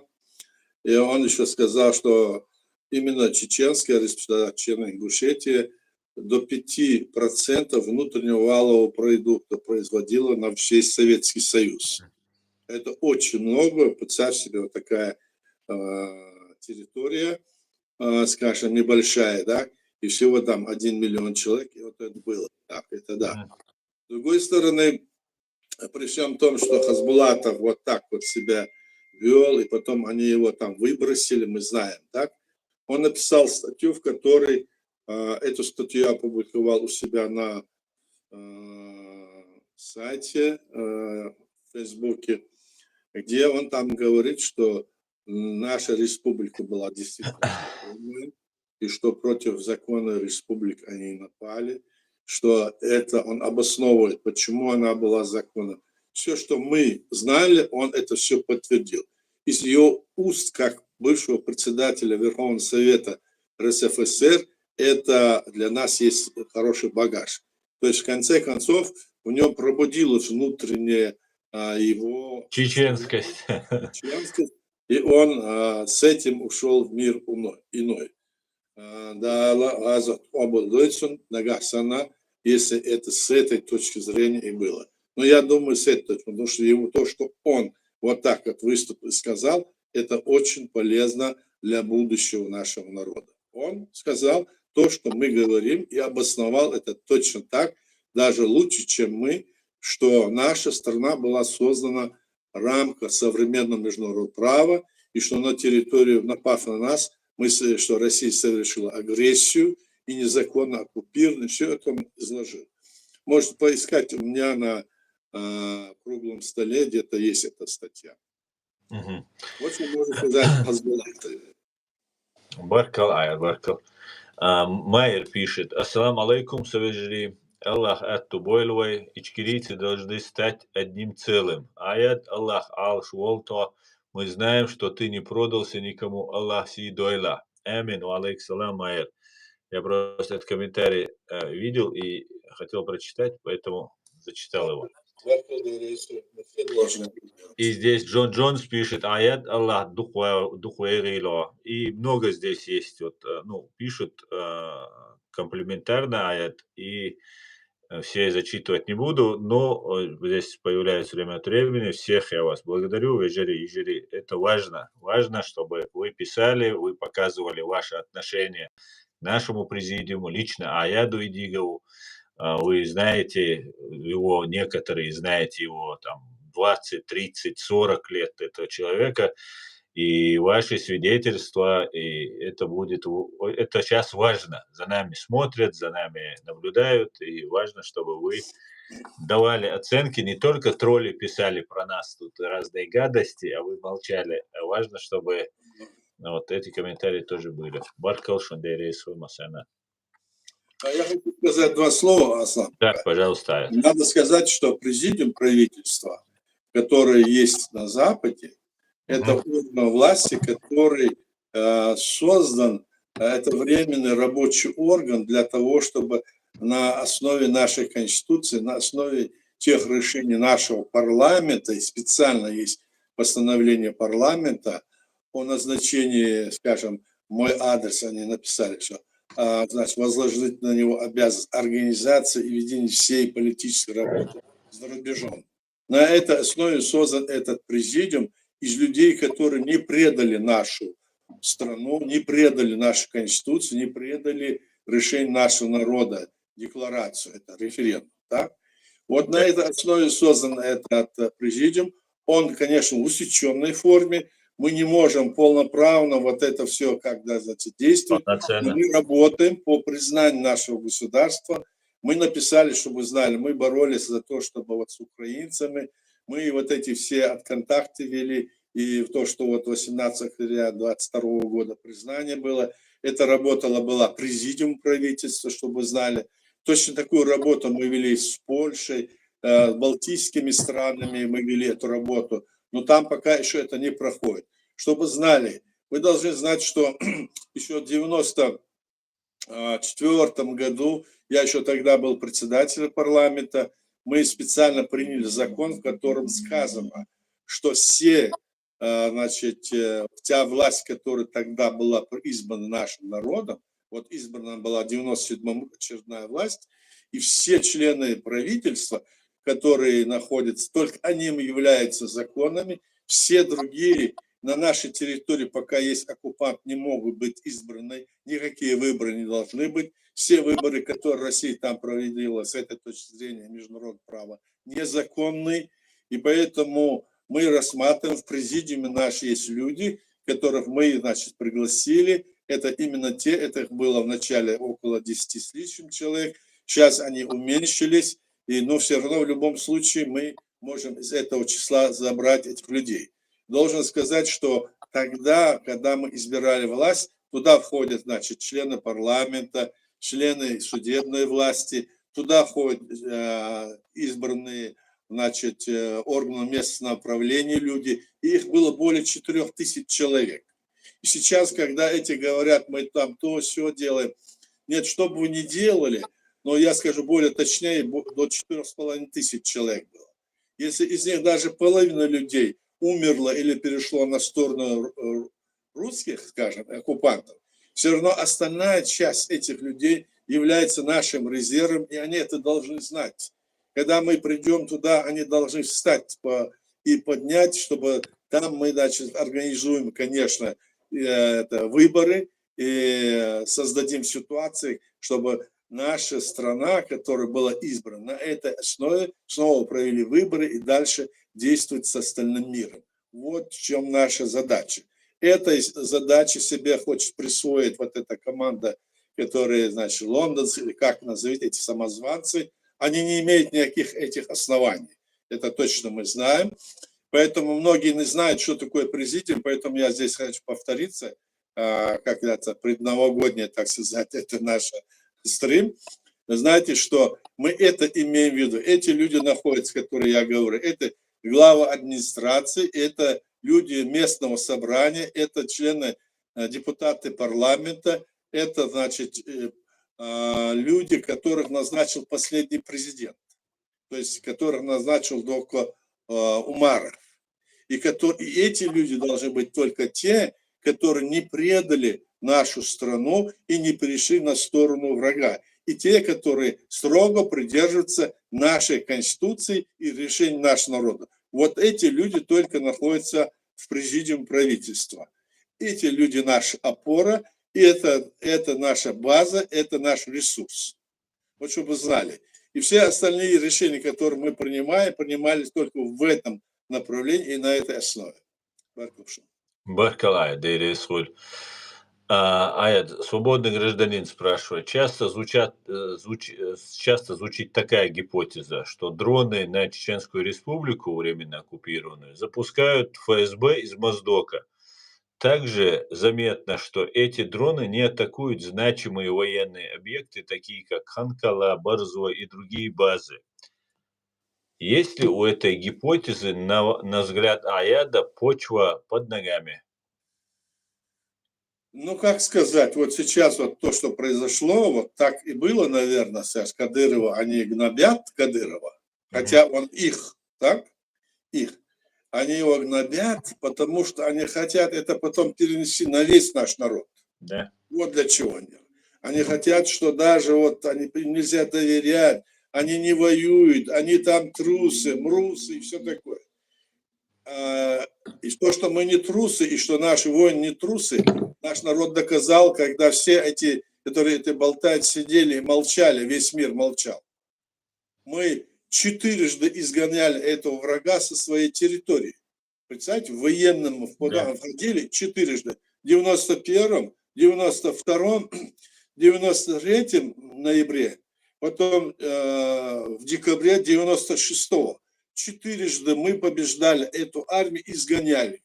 А потом, когда они, собравшись 2 года с лишним, снова получили массу, так сказать, преференций от Запада, там давали им деньги, оружие и все такое, а у нас уже тогда не хватило. Мы в блокаде находились 2,5 года почти. Не могли ничего взять, ничего. Даже то, что приходило нам сюда, к нам отправлял с Запада, я бывал вот в разных странах, вот Литве, Латвии, там разных, и там были огромные ангары. Вот в Каунасе, кстати, я был там, да, и в этих ангарах было столько разного, их не пропускало. Вот я был именно в этих, не пропускало, чтобы к нам, они говорят, давайте нам, мы сами решим. И эти не давали, не пускали эти товары туда. То есть нам шла гуманитарная помощь, они не пускали. Вот такая ситуация говорит о том, что наши люди и все такое, это не надо. Мы пытаемся сейчас, кто это говорит, это как раз и есть эти провокаторы, которые хотят нас, ну, как говорится, столкнуть, чтобы мы снова, значит, как-то друг на друга здесь что-то говорили. Но в целом весь мир знает, насколько правда то, что они говорят в отношении нашего народа.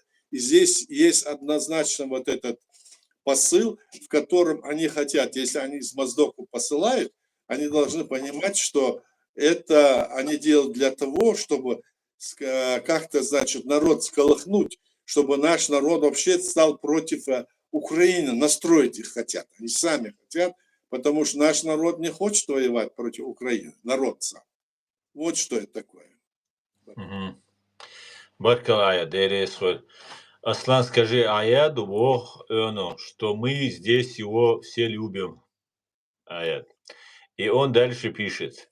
Аят в Чечне слухи среди населения, что Аят, то есть ты и твоя команда, договорились с США, и Америка признала Ичкерию. Чеченцы вас ждут, это так, чтобы вы знали. На всякий случай, Аят. Информация. Будем надеяться, что это правда. Мы тоже хотели бы. Еще Да, Трамп не пришел в свою власть. Да, все будет Ичкерия. Так.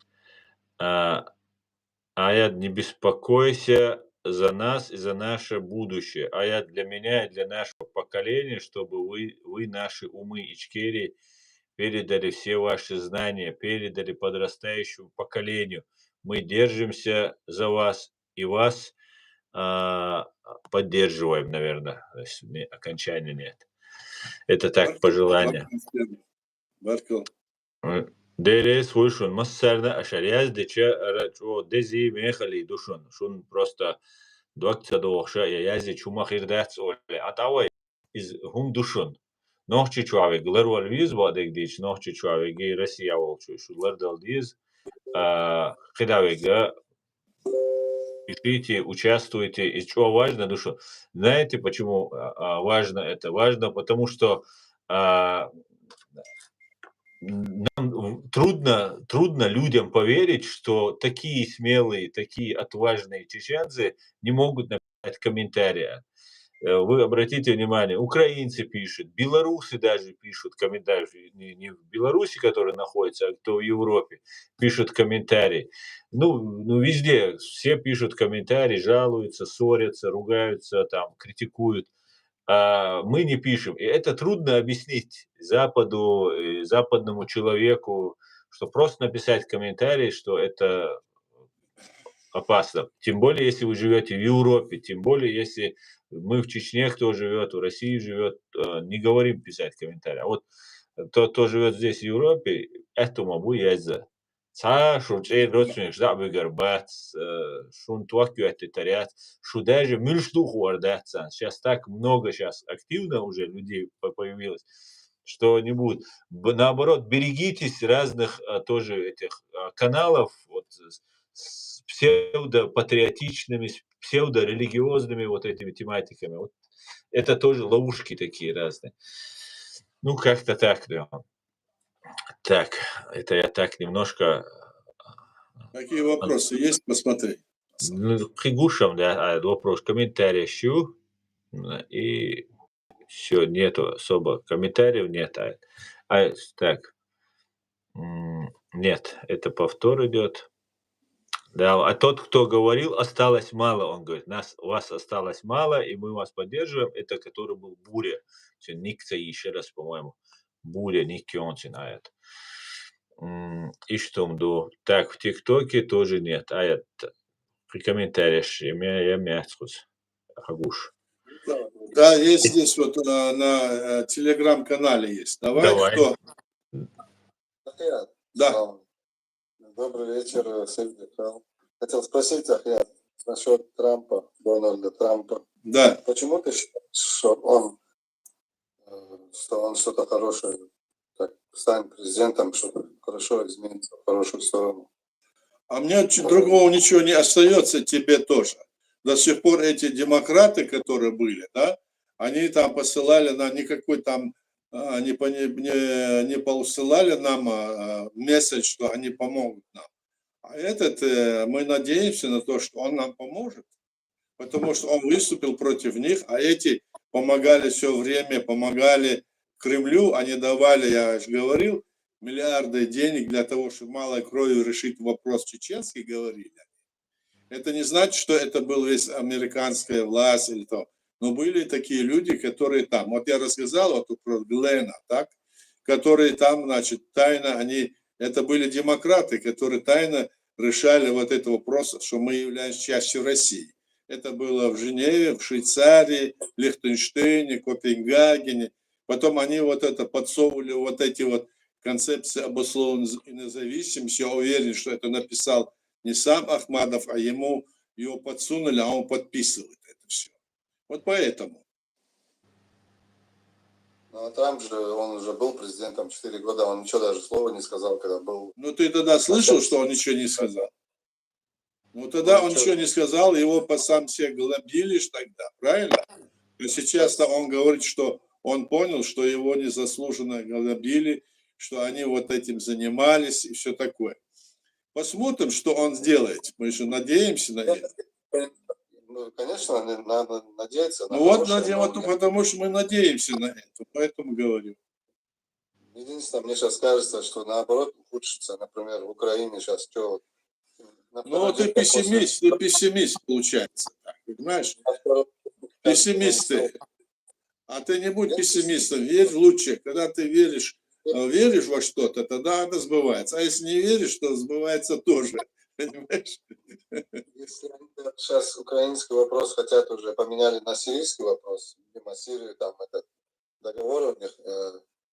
Ну давай, знаешь что, Халид, Халид, не говорить о том, поменяли, не поменяли. Посмотрим. Он же еще не стал президентом пока. Его срок только будет там, что только не говорят. Какой он будет, что он будет. О нем все говорят. А мы посмотрим. Тогда мы скажем тоже свое мнение. Правильно? Будем надеяться на лучшее, конечно. Будем оптимистами, конечно. Да. Вот поэтому я тебе и говорю так, что я тебе сейчас сказал. Потому что вот мы с этими... Это не значит, что я говорю, если так говорю, что это значит имеется в виду, там, скажем, власть. Там у них свои эти идут дебаты, споры, они что-то происходит, так?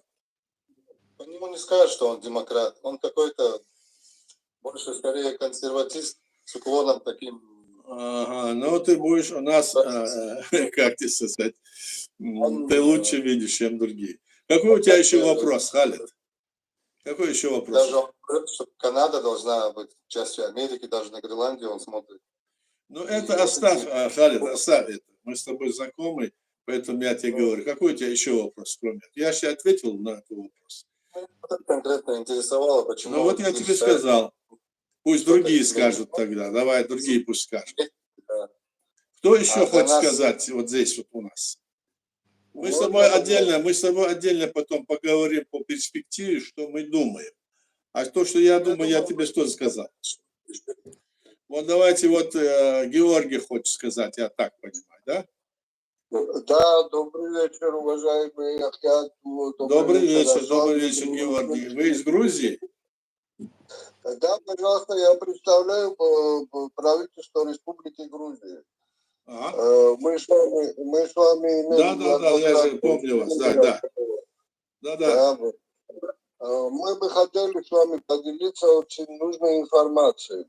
Вы, конечно, знаете, что мы сделали декларацию о необходимости создания национального освободительного движения Кавказа. И мы направили эту декларацию по всему миру, в том числе и Российской Федерации, так как часть этих государств или регионов составляет Кавказский континент и регион. Вы помните, наверное, что там есть ключевые моменты, где Республика Грузия подчеркивает независимость Чеченской Республики Ичкерия. Подчеркивает, что... Да, вы правы, Георгий, извините меня. Да. Мы с вами дважды подписывали меморандум уже, так же, это же хорошо помню, так? Мы с вами общались, мы с вами...